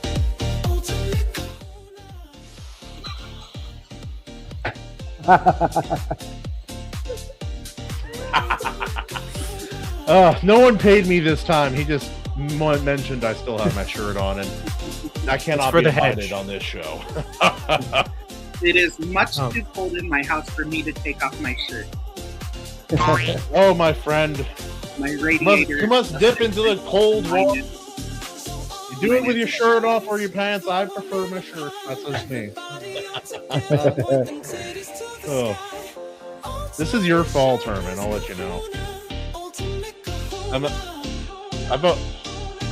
Herman, if you end up having to go in for a different surgery someday, I'll show up like Miss Armstrong, Miss Louise Armstrong from Full Metal Alchemist. My body's physique will inspire your body to grow healthy again. And, yes, I love that scene. He's one of my favorite characters. My arm is back. Alex Louise Armstrong. We've passed down this technique for generations. Actually, real quick, I have a question for Jarrod. Yes. You can't see me. It looks weird on. To your right. Now it's to your left. There you go. Yes. No. I have too much power. You're the filmmaking nerd of the Iron Seas, so I have to ask, and I ask this because you missed it, and because this is my favorite director, because I am a pretentious asshole. This is true. What are your thoughts on Andrei Tarkovsky, famous Russian surrealist filmmaker? Retardgovsky? I think my dad works at the post office. I can find where you live, AC. Oh, I wasn't. I was seriously asking. So with Tarkovsky.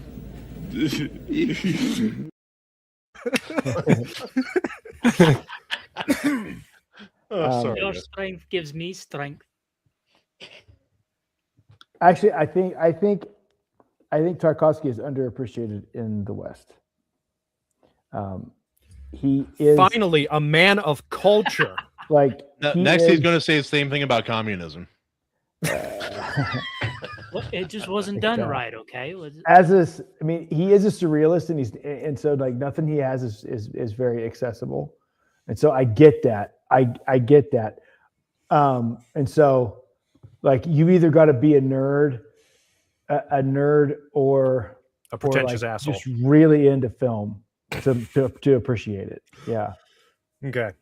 But I just figured I'd ask. Not pretentious. Are you saying I'm an uncultured swine, Jarrod? You're a very cultured swine. Probably. Yes, you're very cultured. You're very cultured swine. No, it's just so hard to find people who've A, heard of him, B, like him. At least this is the thing. I feel like the odd man out because I'm into a lot of weird stuff like Tarkovsky's work. Yeah. But I'm also into a lot of more mainstream stuff like OG Star Wars and OG Star Trek. And so I'm kind of in this middle ground. I'm like, well, crap. Yeah. Because a lot of the people who like guys like Tarkovsky are just pretentious D-bags that you don't really want to associate too much with. This is true. And then the people who like Star Wars and Star Trek are like, wow, a 15-minute sequence of a dude driving through an urban landscape. Can I just leave now and never turn this on again? Well, from a technical standpoint, there's a lot to learn from Tarkovsky. Like some of his absolutely. some of his visuals are they are unmatched. Dude, and Solaris. I have to the shots of the planet on be in the Solaris mood for that kind of film. I do like it, but I have to be in the mood. I can't just plop it in any old time. Yeah. For me, I recommend Mirror. I've seen a lot of clips of his work, but I haven't seen his works because I know it would be something I wouldn't like. But like, I really appreciate like Jarrod was saying, like I appreciate his technical skill. Yeah, it's just one of those. Like that's kind of like Kubrick for me. Like I watched a little bit of 2001: A Space Odyssey, and it was like I hate that movie so much. It's like one of the worst things I've ever seen in my life. But I appreciate the skill he showed in it. Yeah. Yeah. And it's the like the thing with him too is the there's a visual like he is not afraid to tell an entire sequence of a film visually. No dialogue, no real action, just this visual storytelling that like it's hard for a lot of people to get into, but if you think about if you're willing to dive, like really dig into what he's doing with the storytelling, and then just look at it for what it is, just appreciate it as a piece of moving art. Like he's pretty daggone good, man. It takes a special. It also takes a type of bravery and freedom that most filmmakers are not truly afforded in modern filmmaking. Yeah, in my opinion, at least in the West. A lot of films don't have any room to breathe, and that like in some films that's an advantage. Some movies are like, oh, this is quick, you could get like this is like the fast pace works for it. But there are times where it would be better if a movie had more time to breathe, and even books and comics are like that too. Like a lot of these modern comics, they don't know one dang thing about pacing, and it's so painfully obvious when you're reading. It's like with a comic, and like there's more freedom with a comic or a manga as well, because you can read it as fast or slow as you like, but they still manage to F it up every now and again, and that's such a disappointment. Anybody know what we're looking at here? Yep, I'm assuming something from Iron Lung.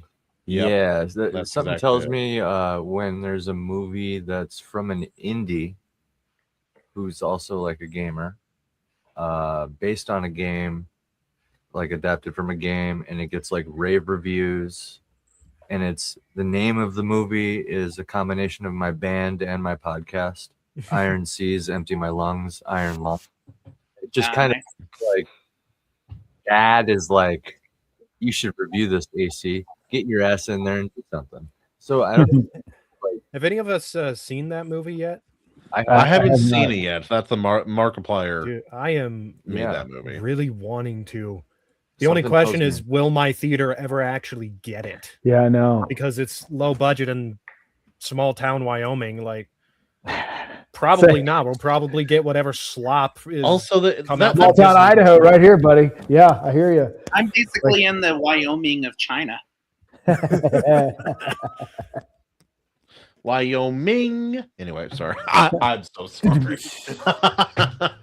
Actually, that could be a Chinese name. They could be. It would be more like Wyoming. Yeah.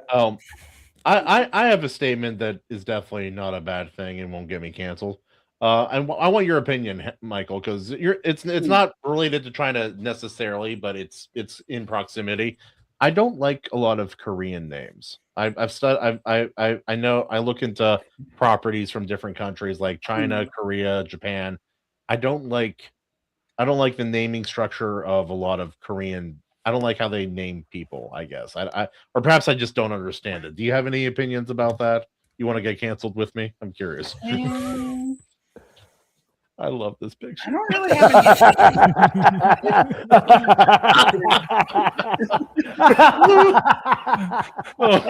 any. Why this is the new format of the show. It's such a clean edit. The show is an interview format now, like a strict interview format, and we fire questions off and then just throw this stuff in your face and see how you answer. Yes, it's a test of your mental fortitude. I love this. I'm in. Let's do it. I'm just winging it, but like, yeah, that's not a bad idea. Yeah, no, Korean names, they're all right. They're kind of whatever. Thai names is where you get a little bit more difficult, like say a Sangskrap. All those ones that are like, I think if your name is more than 5 syllables, then that's a lot. Then it's too much. But I do like Mongolian names.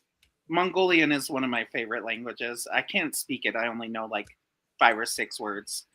But I love Mongolian because it sounds like a fantasy language. Some languages do, like Welsh is like that. Welsh sounds like the devil's tongue.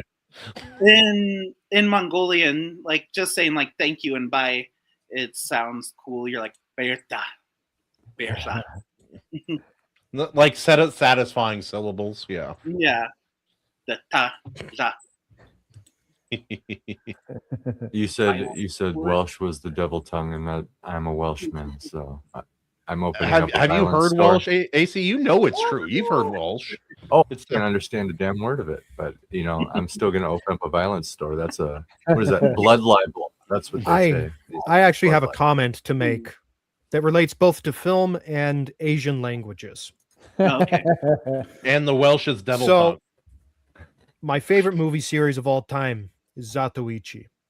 And I also really love Shaw Brothers movies. Well, Zatoichi meets the One-Armed Swordsman. A crossover with the One-Armed Swordsman and Zatoichi. It was great. Yeah. One-eyed swordsman. One comes from Japan. The other comes from China. So, of course, the One-Armed Swordsman is speaking Chinese. And I'll just say it right now. I could tell every single time, even though I'm not fluent, don't know really anything in either languages, I could tell the difference. Because when put side by side next to Japanese, it's really obvious. Yeah. Chinese sounds absolutely freaking ridiculous. Well, it depends on if it's Cantonese or Mandarin. Yeah, I'm a Mandarin supremacist. I can't remember the I have no idea what dialect the One-Armed Swordsman was it more like up and down, like "Lei hao ah, no no ya," like that kind of?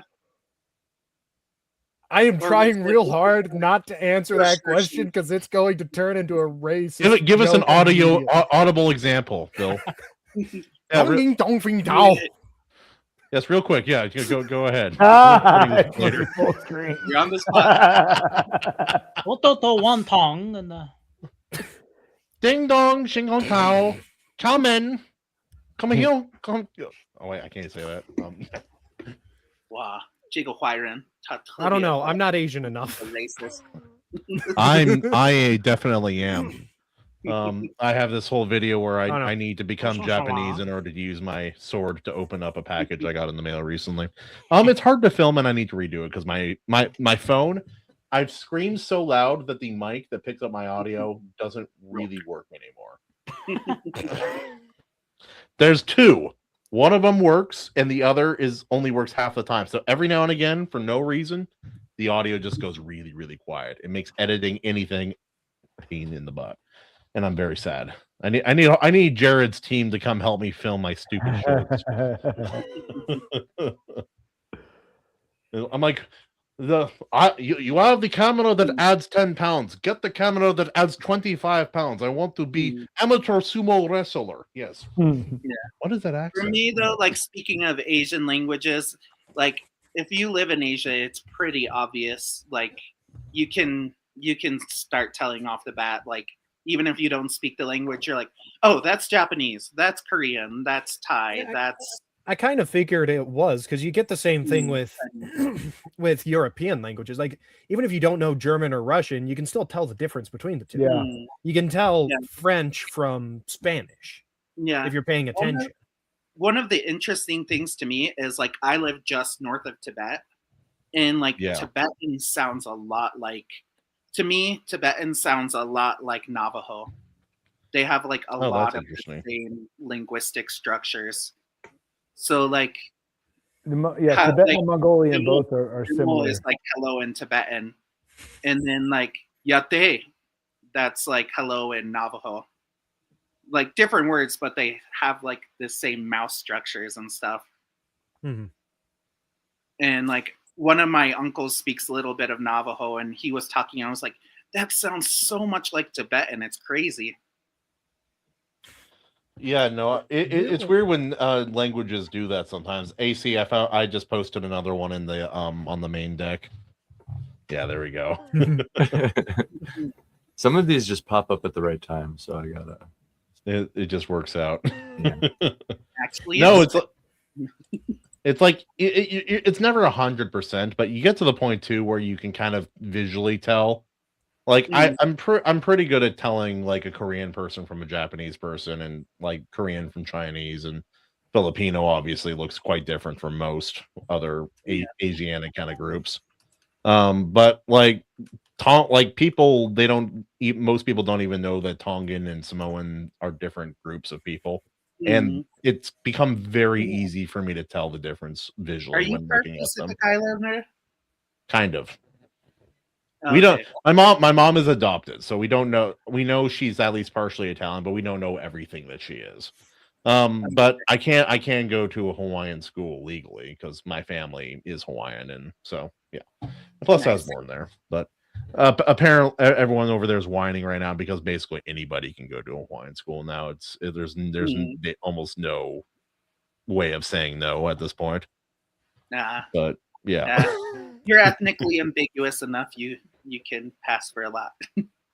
Depends on how tan I am and how I cut my mustache. Yeah. I prefer it like really short, like just like right here, just like really skinny and right beneath my nose. But you know,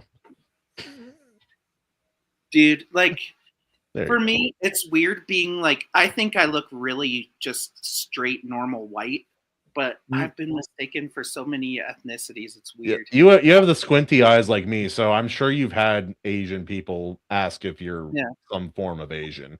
Yeah, I've had Asian women ask me quite a bit. Yeah, I've had that. I've had multiple Chinese people be like, "Oh, what part of China are you from?"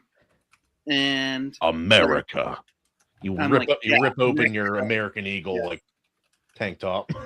Yeah, I've had people think I was from like North India.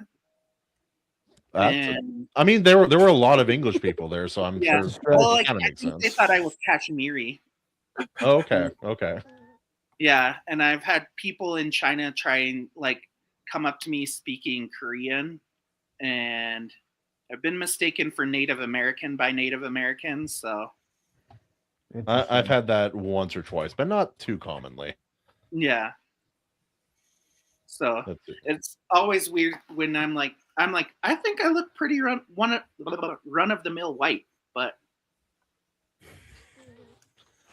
yes. Our favorite Spider-Man movie.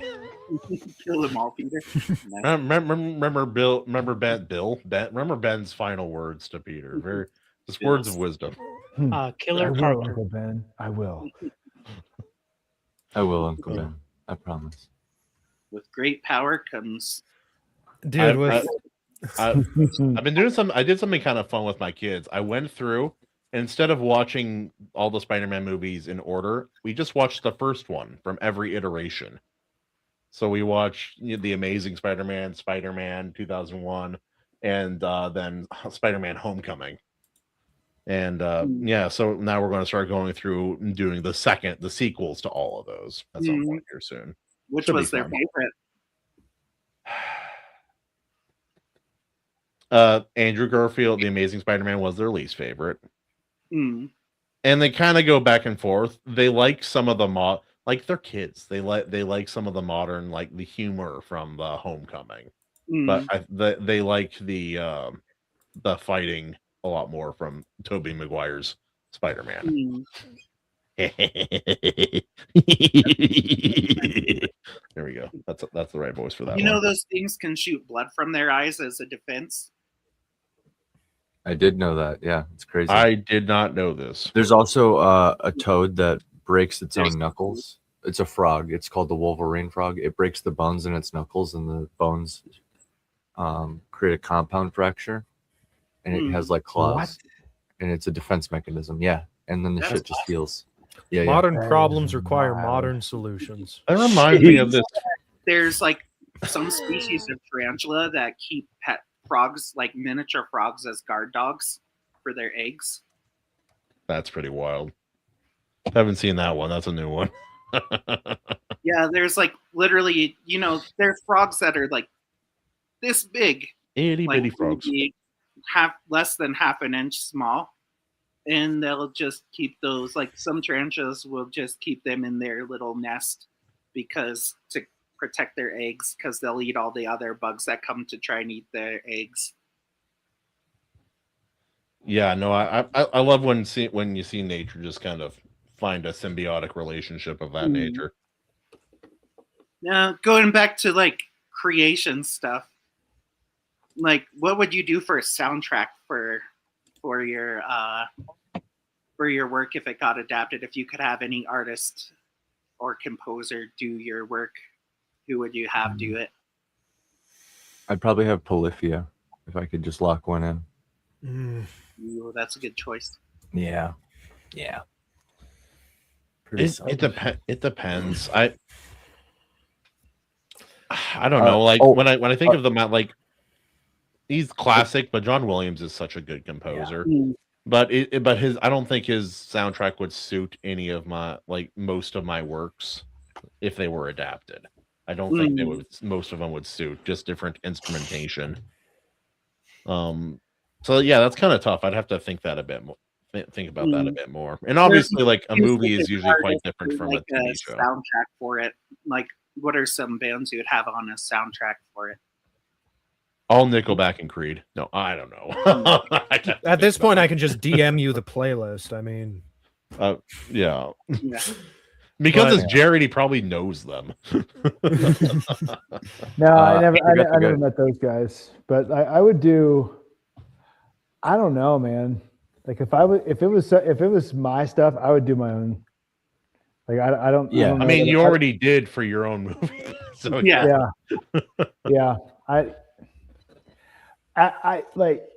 I would collaborate. I would like collaborate, but as far as like just passing it off to someone else cold, I don't think I would do that. Only because like I like my entire adult life has been in music, before I started film. So that's like I'm more comfortable in a music studio than I am in a film studio. So like that's my first world. So what about like guest vocals? If you could have like guest vocals on a song for you. Oh, now that's a good question. I wish Herman had that is such a good question. This meme.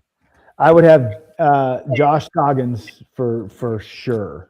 Oh, dude, 100%. I would have Josh Scoggins do something. That'd be awesome. I would have Eric from Death Star, Tommy from Sleeping Giant,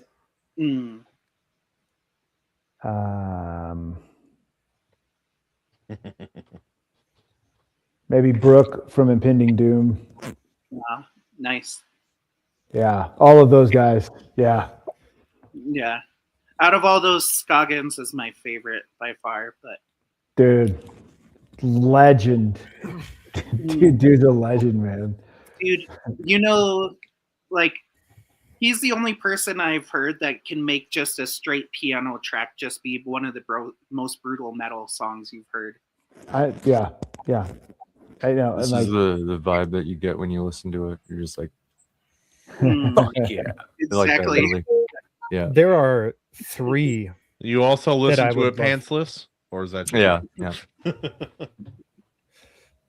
I'd rather not answer that on the grounds that I may be incriminated. But there are 3 bands that I would go for a soundtrack for Guardian. Okay. Linkin Park, 3 Days Grace, and Silent Theory. I know the name, but I can't think of a single song. I'll drop some. I'll drop a couple in the Discord. Also, I've thought of but there is one song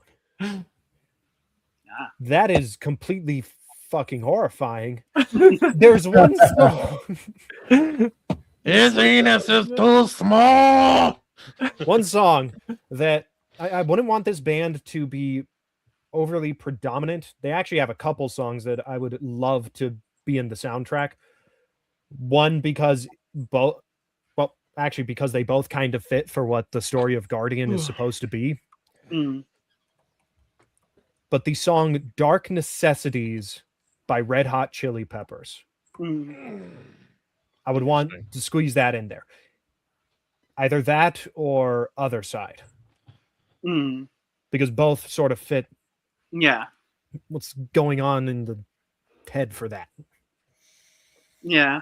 Basically stuff that harkens back to sort of emo 90s, 2000s crap. Yeah. I have a manga story that I've outlined that's about an emo singer girl from Korea or Japan, depending on which version of the story I go with. Should be fun. Hold on, wait. After you said that, Kahuna, I have to pose a question to you. And if I actually had the meme that I got this from, I'd drop it in the Discord, but it'd take too long to find it. Is it truly possible for an emo girl and a country boy to build a Dyson sphere? No. I don't know what a Dyson sphere. I don't know what a Dyson sphere is offhand. A Dyson sphere is basically an artificial sphere around a star. Think of like a solar panel, but a really big one around an entire. I know that if Futurama, I do know if you take an emo girl or an alt girl and have her marry a country boy, they will fight a lot about how many animals she's allowed to have. Ask me how I know. Hey, Royce. It's not a problem. Royce. If you have the land. I've asked him. I'm like, so why does your wife not have a peacock yet? He's like, because we're not allowed to. We need our own farm property to before we get any more birds. I'm like, what do you mean? Oh yeah, trying to for like one of my works, like I'd probably choose my Aleister Kane book. And I think I would probably like have Cell Dweller, maybe like Cell Dweller do the soundtrack, or Nine Inch Nails. Like it would have to be industrial, like industrial metal. So also like the one I think could work really well. It's not industrial metal, but along kind of like Polyphia, but way heavier, would be a band called Mirar. Mirar. Yeah, Mirar. Mirar. Basically, like they take Baroque music and set it to like the heaviest thal metal you can think of, and it's all instrumental. That could be fun. Basically, super crushingly heavy Baroque metal. Nice. For my fantasy world, I've been writing some stories in. This one, there's one. It's like The Who, the Mongolian metal band. Oh yeah. If I could have them, and then like if I could somehow like go back in time and get some old school, Accept, like with Udo as the singer, because he has that nasty goblin voice. That would be a really good soundtrack for some of the stories that I've written. I'm going to out about Mongolian metal. You should also check out Nine Treasures Unsold. SULD. Do you guys remember the first Hellboy movie? Well, yes, it's been a minute, but yeah. I don't know if you Absolute cinema. If you remember the TV promos that were going on for that. So okay, so when that film was being marketed, they were doing TV spots, and the TV spots for the trailers used Dimmu Borgir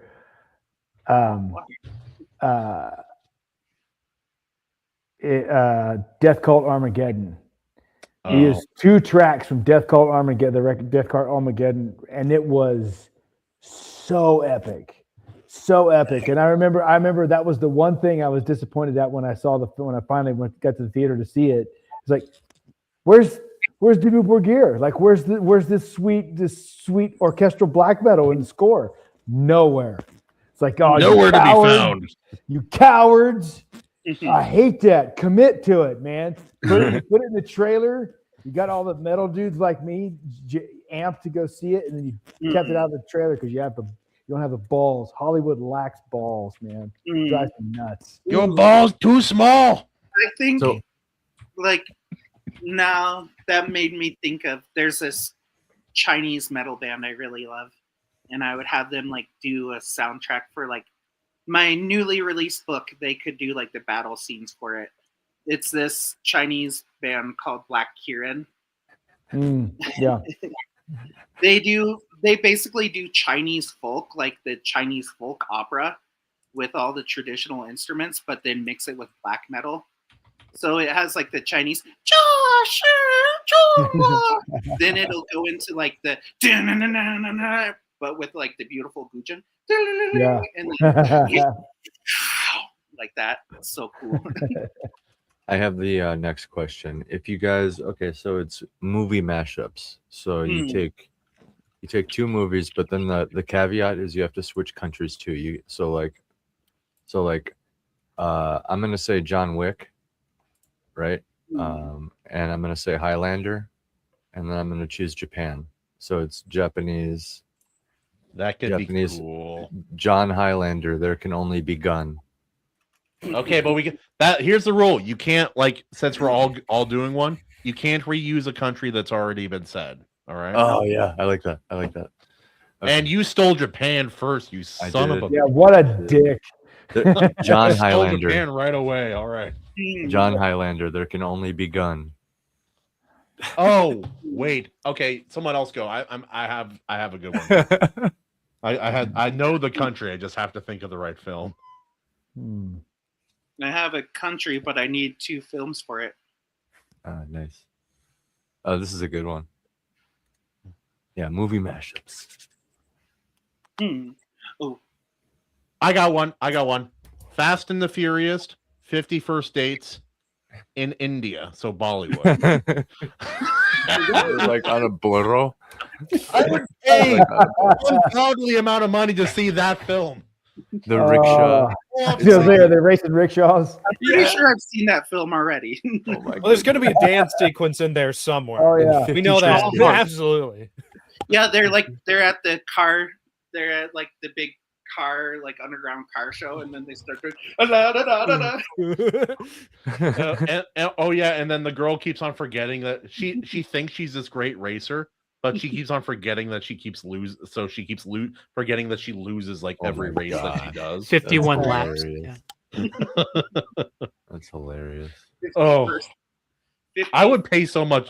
And you left India wide open. That's a perfect country to pick for this. All right, someone else come up with one. Okay, I'm trying to think of a movie to combine with mine. I've got one. It's weird. I have no idea if it'll work. Jared might be the only person who knows of either of these 2 movies. Coming to See. Come and See. A Russian. Okay. Yeah, I know that movie.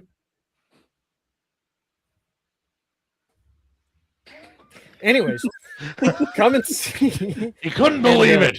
He had an aneurysm. I can't. That was I still can't. And Beyond the Black Rainbow. Ooh. Did you say Rainbow because that's the title, or because okay? Beyond the Black Rainbow. That is the actual name of the movie.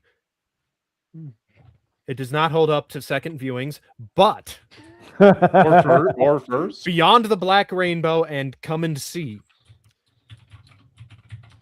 Because I just want to see what kind of unholy cosmic monstrosity that movie would be. And then what country? Oh yeah, country. Yeah. Are they American already? You can choose America if they're 2 foreign movies. Yeah.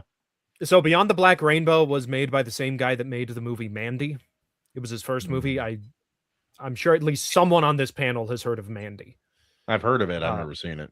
Yeah. It's really good. I was half tempted to say it instead of Beyond the Black Rainbow. But Mandy is already peak as it is. I'm not touching it with a 10-foot pole. But Beyond the Black Rainbow is an American film. Coming to See is a Russian film. I will say, if I had a globe, I'd just throw a dart. Get weird, get crazy, get wild. Let's say China. Okay, good. China. Just because the whole plot of Beyond the Black Rainbow sounds like something. It's just something that I could imagine some secret Chinese government project might be up to. I'd have to learn what that movie is about. Yeah, hopefully I didn't just get you put on a watch list there, Michael. Well, Already, for those... yeah. Well, did you mention certain events involving a tank? Oh, okay. Yeah. Jeez. I'm not going to say it. I don't want them to cut your internet, and I know they do that if you mention that. Yeah. At least that's from some of the stories I've heard. Yeah, some stuff happens.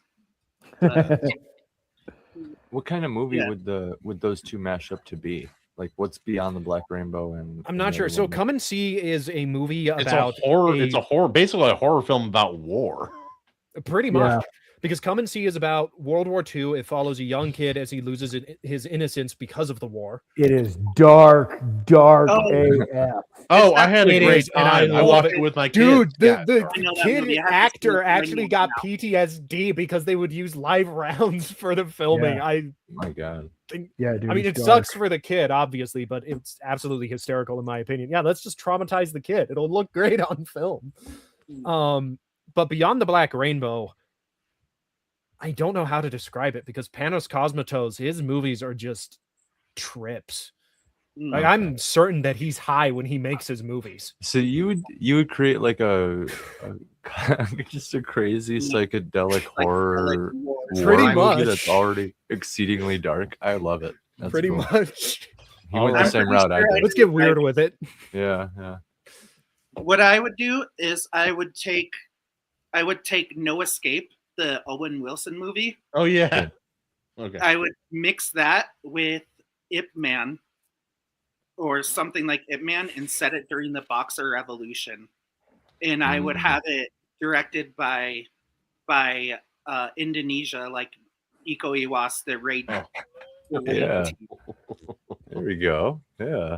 See, these are all great ideas. I would combine Rocky IV with Coming to America and have the Russians make it. Nice. Kahuna, I feel like you can make a living doing this. I could do this all day. Just walk into a Hollywood office and be like, "You got an hour? I'm just gonna sit here and just say a series of things. Say yes, or Putin gets it. All right. Yeah, just thumbs up or no, thumbs up or thumbs down. Anything denied, Putin gets. You're turning down at least a $12 idea. Okay. Man, I love the idea. I love the idea of taking culturally specific movies and having countries that have no idea about that culture try to make. Yeah. The Patriot, but set in the British. No, that's too easy. The Patriot set in the Congo. Canada. The Congo. The Congo Patriot. Have New Zealand remake the anime Your Name. Oh no. Oh no. No. I mean, that's very bad. Oh. It wouldn't be like a nice little Japanese town. It'd be like this Maori mountain town. And they'd be like, our ancestors used to be cannibals. Oh, like ancient times? No, like 80 years ago. Oh, I want honestly, that okay, that t-shirt actually just feels like what it's like watching those movies. I want it. Honest. Bill, I like those movies. It's okay to be wrong. The first one was okay. The second one... Where's my gun? That cut was perfect. Yeah. That was the perfect cut. Where's my clip? Where's my gun?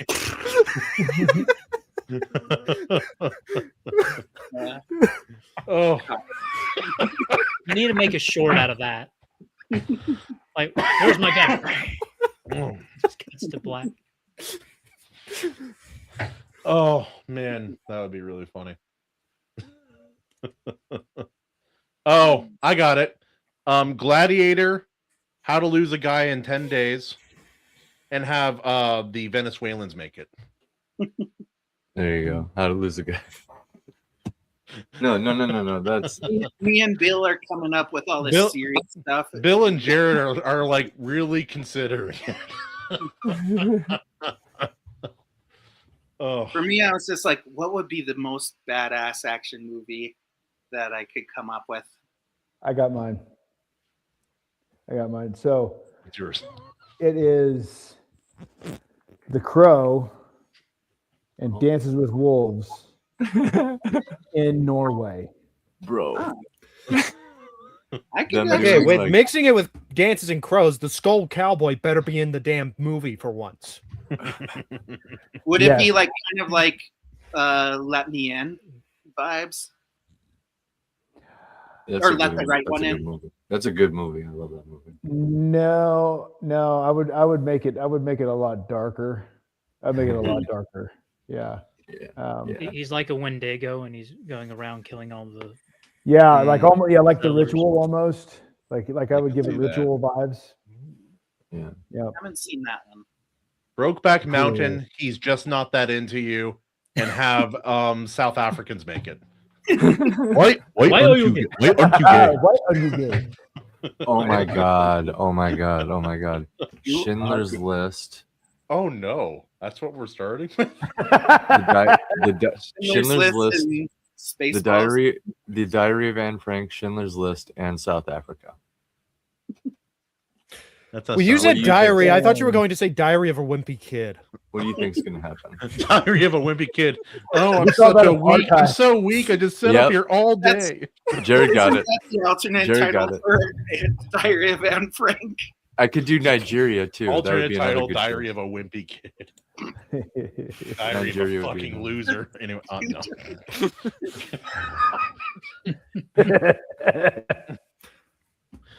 Oh, Diary of a Wimpy. Now I'm just kidding. Now. Sorry, Jews. I love you. I think I'm part Jew. what a weird thing to say. It's all right. It's all right. Like when you don't know. Like I think. What do you mean? You think? Okay. He doesn't Anyway. want to get. He doesn't want to get sniped. It's all Actually, good. like, it's unconfirmed that I might be a quarter Jewish. So but That's not a unconfirmed. small amount. Good for you. I guess. I don't know. It's a weird thing. I'm everything, as it turns out. Hmm. So I can make jokes like, wow, what do Nazis do to how do Nazis raise money? They hold bake Oh. sales. What are that German was people? gas. What are German people's least favorite martial art? Jiu-jitsu. Oh, Yeah, you got it. Yeah. Ah, Yeah, he got it. He got it. It's on the nose, but it still works. Actually, there was a funny story that happened the other day at church. So I was talking to this real nice girl. Found out That is a funny story. she found out she's Jewish, and I was like, "Yeah, oh, that's pretty cool." Anyways, we kept talking. Mood was really good. We were vibing, and eventually she asks me if I'd like her number, and I just stared at her confused, and I was like, "You know, you people haven't had to use those for 70 years. You could just give me your name." Oh, damn. I knew. I'll give you a gold star for Damn. that one. The most unbelievable part of that story is you talking to a girl, but oh, Jeez. I would love. You're muted. I see. These goys. I would I was love gonna for say, that. By the way, animation. my Jew friend has some of the best jokes. Oh, of 6 course. stars. Oh. Gold Did stars. you guys? hear How do you start a animation Jewish on marathon? stuff? Roll a penny down a hill. Yeah, it's fruit on the Yeah. fruit on the tree, Kahuna, man. It's not hard. Kahuna. How many I'm- people can fit into a Volkswagen? I know this one. 6 million. Three and four. in the Yeah. back, 2 in the front, and 95 in the ass. But anyway, Yeah. Depends on how big the ashtray is. yeah. Damn. This is Smoking this is or an non-smoking? appropriate image for this conversation. Oh, Social interaction. I'm a quarter Oh. Jewish. I give you guys a Jew pass. I got my Jew pass for my Jew friend, but thank you. It's good to have a double pass. That way, if I forget my papers, I still have a copy of them that I can keep He's on me. part Jew, so we get like 20%. what do you call it when 2 Irish women copulate together? Hmm. Gaelic.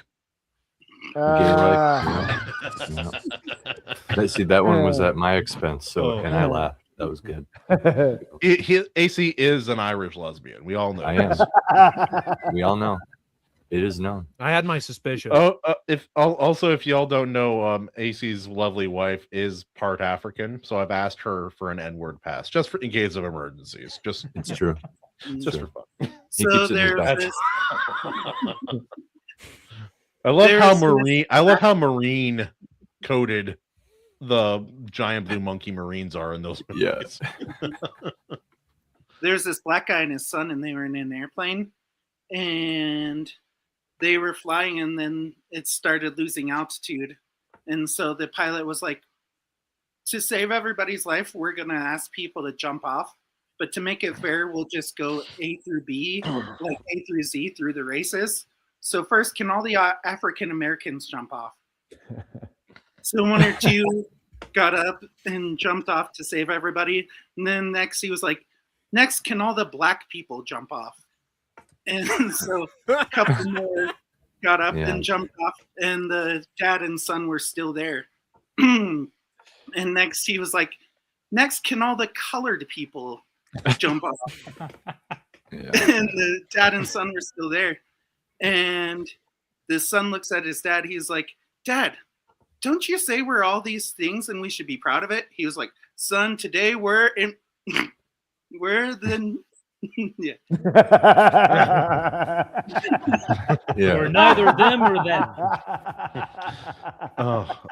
No, I was seeing just random clips of old movies on Instagram the other day, or might have been YouTube, and it showed me that old Disney movie with Corbin Bleu, maybe Jump. I don't remember what it's called, like where he does competitive jump roping. Yeah. I forgot about this because I did watch that when I was a kid, because I was a kid when that was coming out. At one point, his dad's disappointed in him because he wants to jump rope instead of be a straight guy and play football. And so he says, I'm going to get milk, and disappears for the rest of the movie. Really? Like right until the very end. Yeah. Well, if you're going to jump rope, you're going to wear it. Just talking about it like what a fruit his son is, and then he like leaves. I'm going to get milk. Literally, I'm going to go get milk, and then he just disappears. I post that? He had the coolest hair. He had a cool fro, that Corbin Bleu dude.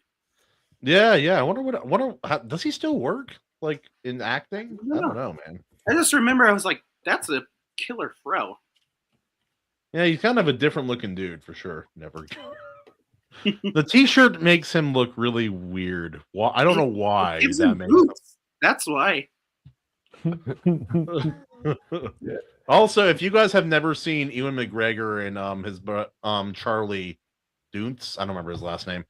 They have a ongoing kind of series that started in like 2004, where they ride adventure motorcycle riding around the world. And they go different places, and watching it transform over time, like that's a kind of, not quite that to that scale, but that's a kind of adventure riding my dad and I do. And it's really, except maybe we're a little bit more off-road and hardcore most of the time, but it's just like, if you want a really interesting travel series, try watching that. It's really, really, really interesting, especially since it started like before the take over the world internet era as well. Just seeing like two dudes, their camera guy who was so incompetent on the first trip.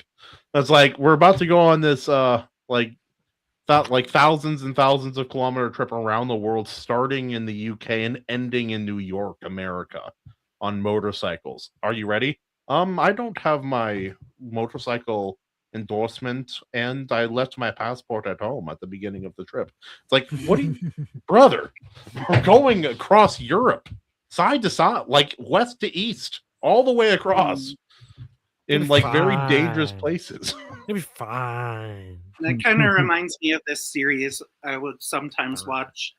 There's this YouTuber, Lawai86, and like he would motorbike across China. And like him and another foreign, like covering Chinese YouTuber, Serpent ZA.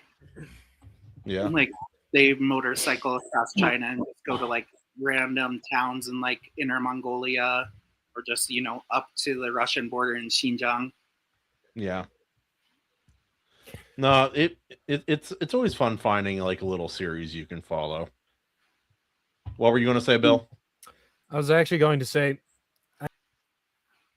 I need to get some writing done. But before I go, I have to ask. I have to ask you, Michael, because you're so clearly Chinese. What is the best Shaw Brothers movie in your opinion?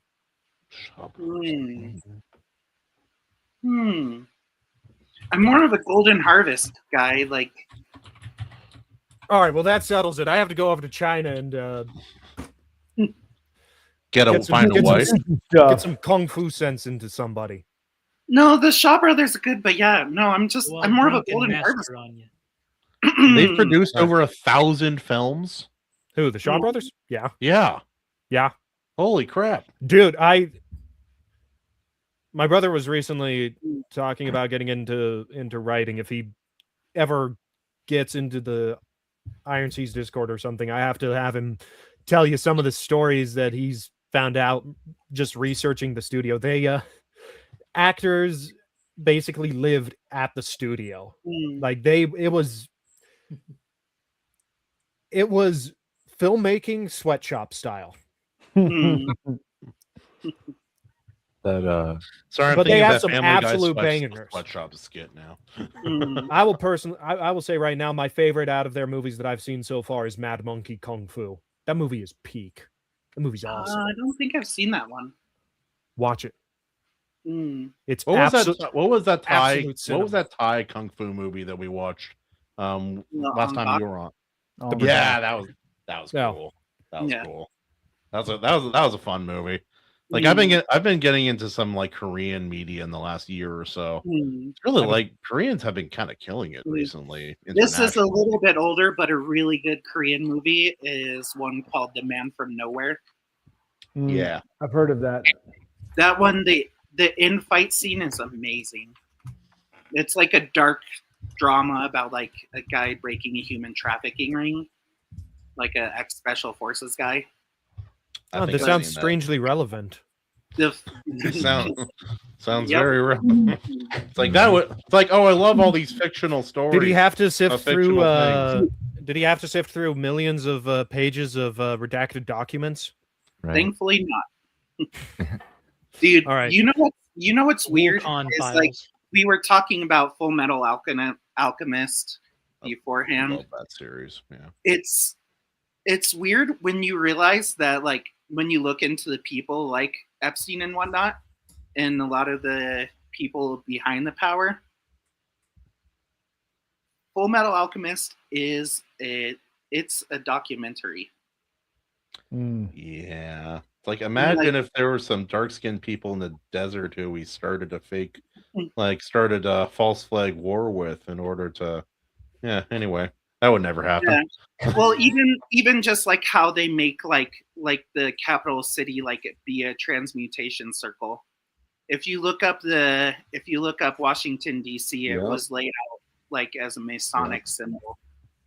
If you didn't say it, I was going to say it. Fiction's silly like that. So, like, a lot of the stuff, like, Full Metal Alchemist took literally straight from, like, old alchemists. So, and a lot of that alchemist stuff is what a lot of these people, like, behind Epstein are doing. So, it's kind of terrifying realizing that FMA is almost a documentary. Well, so's They Live. Alchemist did what? Oh yeah, have a good one, Bill. Peace out, Bill. Full Metal Alchemist did what? Kind of the same thing that George Martin did, and it's you basically take from real life and you build your fantasy world out of components of the real life, and then you just add a little magic to it. And that little magic is enough, you know. Full Metal is such a special series for a lot of reasons. It's a really excellently. Also, it's pretty rare for a woman to understand like a brotherly relationship to the degree that she did. Not a common occurrence. I think it's a hard thing to get right in fiction. And I think she got it pretty much exactly right in that series. But aside from that, it's kind of cool just having a fantasy that's so well grounded and set at that specific like timeline, like early 1900s. It's really like, because that's when like war starts becoming much more modernized, was during that time, right around World War One. Like there are some other examples, like the Saga of Tanya the Evil. That's kind of First World War era kind of ish. Very different series, but similar timeline. But I appreciate all that. I appreciate fantasy series that if they're going to be grounded in a similar world to ours, to have them be unique. Like Dresden Files, like you just finished like the more recent books recently. I'm going through it again because I haven't read the last two books. But like it's an urban fantasy, but the world building is some of the best fantasy world building and lore, like magic systems upon magic systems that exist, in my opinion. It's one of the best, like, fleshed out. Like you understand it, and it's even when you understand, there are things that you don't understand. Yeah. What I really like about that one is like they do really good character work, especially like with the side characters. You're like, oh, everybody's growing and everybody's changing in like realistic ways. Also, the dog can understand human speech. I'm glad we figured that out. I like that he's based off of dogs we have here in Qinghai. Yeah, he's the food dogs and all that. Yeah, that's hey, that's a Tibetan Mastiff. Yeah, he's like talking about. I'm like, I know what kind of dog you're talking about. Yeah, that's a big animal. Yep. I think because especially when you see them face to face, those things are kind of terrifying. Only been scared of 2 dogs in my life, and one of them was a type of Mastiff, albeit not that kind. Yeah, basically here, like the Tibetan Mastiffs, like if you go out to where the nomads are, they literally breed them to fight off wolves and snow leopards and scare off bears. So and they can, and they do. They can and they do. I was gonna say, I think because of that whole borrowing from real life theory, I'm probably gonna stick to doing that in my world. The 3 stories for my anthology are pretty much like lifted from some of my favorite historical events, and it's really awesome, kind of like recontextualizing things and repackaging familiar components, and then just like placing it within your setting. It's awesome with your characters and stuff. So I don't know, it creates like a place to start, I guess. Yeah, I agree. I also appreciate stories that kind of take a different perspective, especially because like most of the story, like we can be honest, most of the stories we like to read about involve battle or war in some capacity. Yeah, I would say that's probably a safe bet for most of us, a large portion of the time. But like some books, like The Witcher, does this pretty well. Surprisingly, I have a lot of criticism for that book series, but it does this one thing well. It's like if you have a companion and you are a nomadic kind of live a nomadic lifestyle, if you separate, you may never see that person again. It's a big world. There's a very real possibility that even if you're searching for each other, you will never see that person again. It does a very good job of getting in the perspective of like a normal person during wartime and how that affects like commerce and day-to-day living. It's like, oh, well, we were safe and we thought we would stay, but now we've waited too long and the enemy line's almost here.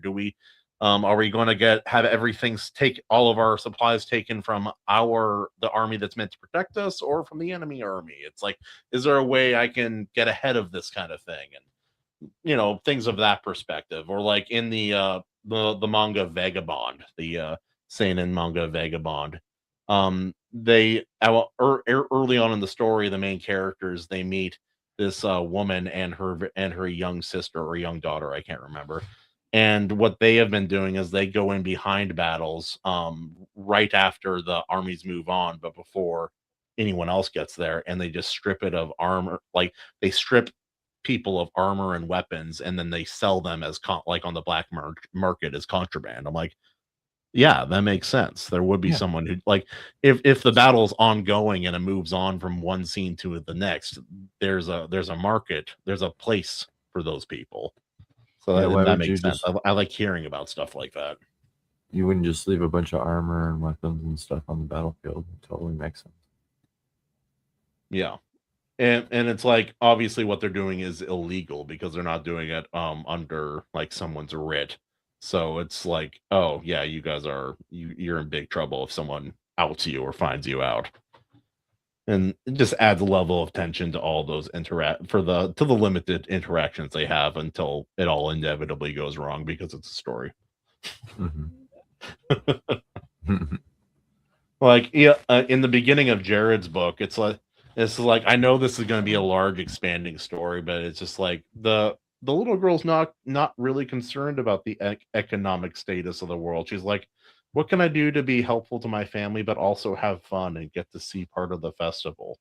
Like, that is what she would be worried about in this scenario. Oh. Yeah, I didn't really reference like any specific historical events in my story. I borrowed a lot from like historical cultures. And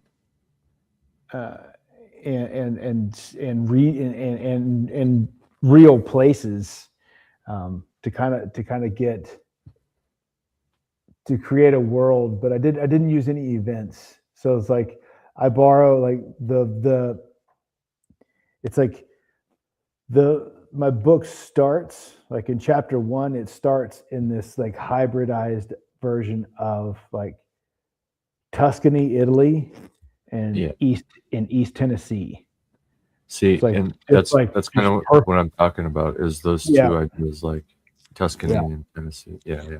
Just like this, like really fertile, rich.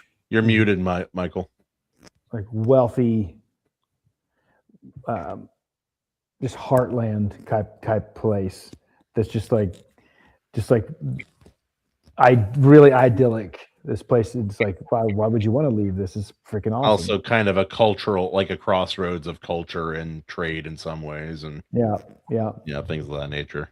And then like the other, one of the other cultures that I use reference in the film is like, I take the one culture that's referenced a lot in my book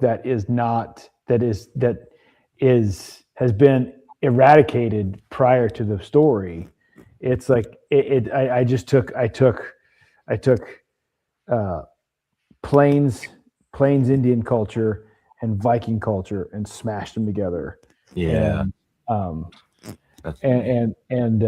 That's such a fun, strong congruity between some of those cultures in some ways. And there's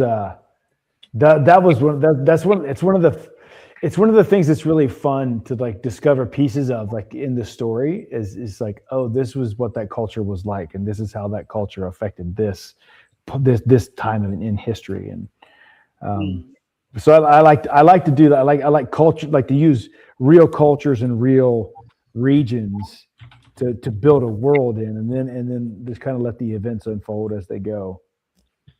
So the thing is, history and culture in our real world is so rich. If you just change, you don't even have to change it that much if you're specific enough.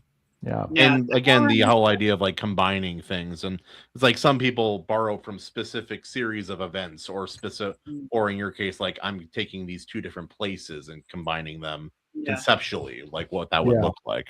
I think it was before we started the show, but I was telling them I think Frank Herbert was inspired by Where I Live in China with Dune and the spice worms. Yeah. Because like Where I Live in China, there's a kind of worm that has the cordyceps fungus that grows and kills it, and it's like it's a super it's like super expensive, and it's known as like a super medicine in Chinese medicine. So like a trash can bucket is worth $5,000. Oh yeah. Oh yeah. Basically, I know you the get like $5,000. So Wow. I was like, I wonder. Sorry, like they would have like different tribes of Tibetans would have battles over like who controlled the mountains, like the Worm Mountains. nice. That's cool. So, but yeah, so I was just like, how you were talking about being inspired. Oh, even something as crazy as Dune, like you can tie back to like this little region in Qinghai, China, where they actually had that happen. Even the movie Alien and Aliens and stuff, the xenomorphs, kind of just comes from the idea of those wasps that lay their eggs inside spiders. Was that spider hawk really wasp or something like that? Spider hawk wasp, something like that. But yeah, just inspired by real life. I am really looking forward to doing a Joan of Arc story at some point in the future, and more. And one I'm really excited about is the one I just got published in Von Coleman's anthology that he just put out. It's essentially the Tower of Babel, but each character is. I symbolically made each character a different Greek god because each of my short stories is kind of like a mythology. They're all like legends, like great people or legends. History is so vibrant that it becomes myth, like Joan of Arc, but she was real. Or like Queen Boudica.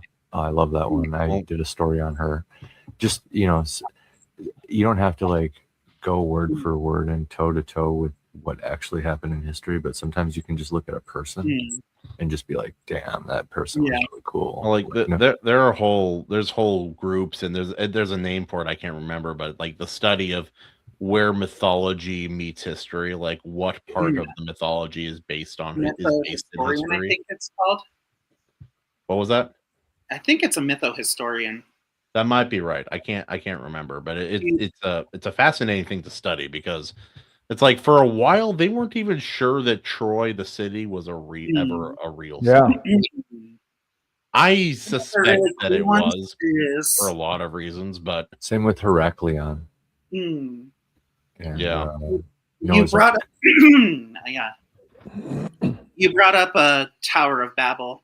That one's a really, when you dig into deep into like the Christian lore, and like if you go into some extra biblical sources, that one's a crazy story. I wish I dove into it a little deeper before I wrote the short story, but this one is kind of like, it's like looser. It's not like, oh, this is my Queen Boudica character, or this is my Joan of Arc. It's like, oh, this is like symbolically the Tower of Babel. I would like to dive more into it because of Nimrod and Gilgamesh. I need to learn more about those two figures. Dude, with that story, it's pretty crazy. Basically, like the Bible references like the Book of Enoch, and I believe it mentions the Book of Jasher. And basically, like when you go back into those books, like that the Bible references, basically what they were doing was like mountains were seen as like basically where the heavens met the earth. So yes, sir. They basically, it wasn't that they just could build something high. It was literally they were trying to invade heaven and make a war on heaven. So they were building like a technology, like a giant tower, technological tower, so they could literally invade heaven. Weird. It's almost like the Greeks talk about that too. Great Hadron Collider. Sort of thing. Yeah. So, but basically, anytime we try to play God, kind of looks like a tower when you lay it out, and then go, Hadron Collider tower laid up. Yep. Here's another one. What do you? All the stuff we're seeing nowadays is just old. It's all the stuff you see in the Bible just being continued with modern trappings. Yeah, it's old demons, new days. Yep, exactly. Yeah. The names change. Still the same thing. Yep. But it's like how for me with like the Cultures, my newest series, or well, not my newest series, but the newest book. I gotta talk more about it so more people buy it. But like, I took inspiration from China and Tibet and Mongolia mainly for this series, The Heavenly Mages. Like the capital city I based off of Chengdu in China. And yeah, so I was like, it's kind of fun just being like, oh yeah, it's kind of Chinese, but it's a little more individualistic Tibetan, like kind of a mixture of the cultures. And then having like the Mongolian influence stuff to the north in the second story, which came out yesterday. Go buy it; it's on sale. Yes, go check it out. I didn't know if there would ever be a sequel to that book because you wrote the first one a long while back. Yeah, it's been a while. I've written like a lot of books in between. You write a lot. You write a lot. Well, yeah. One of the problems was I wrote 50,000 words in it, and I lost everything. So it would have been out probably a year ago had I not like lost all my files and like my computer died. That's terrifying. But, yeah. So I plan on finishing it. I'll probably write the next one. It'll probably be like another year or two before the next book, but I plan on finishing this series. So, but yeah, I also wrote a novella last month. So, and I'm almost a third of the way, like half of the way through editing it. So that one's a fun one. It's basically set in a place inspired by like 1900s England. And it's like this lord who's defending his home from commie revolutionaries. And he was like trained in the Orient. So it's basically Rambo at home against commie revolutionaries. Love it. No, it's great, dude. All right, I gotta go, guys. Sorry, guys. I didn't realize it. I'm starting to fade. It was a good chat. No, we got into the weeds, man. I could do this all day. Yeah, I can, but I'm gonna need substance. No, I'm. We'll figure it out. For those listening, guys, hold on. I'll be right back. Okay, for those listening, our all right, guys, another couple hours. Let's go. Yeah. For those listening, our guests tonight were M. Anthony Harrison, Animation Overload. Go check out M. Anthony Harris's books on Amazon, Animation Overload on Substack, and all places. Animation is helping me with the inking of my new comic. Stay tuned for that. It's going to be released soon. Coming down the tailpipe right now. I've been formatting stuff. Here, let me stop this screen and share something else here. But yeah, I've been doing I've been making pages for that. You should show some of his ink work. Say again? I said you should show some of Animation's inking. Oh, sure. I can actually just show here. I'll show you his bio page that I made for him. Which I like making bio pages. They're, one thing I like about comics is being able to do that because it's like a really nice shout out for your buddy. It's like I'm always going to do that. I think just voluntarily, just because it's so fun. I love his art. It's beautiful.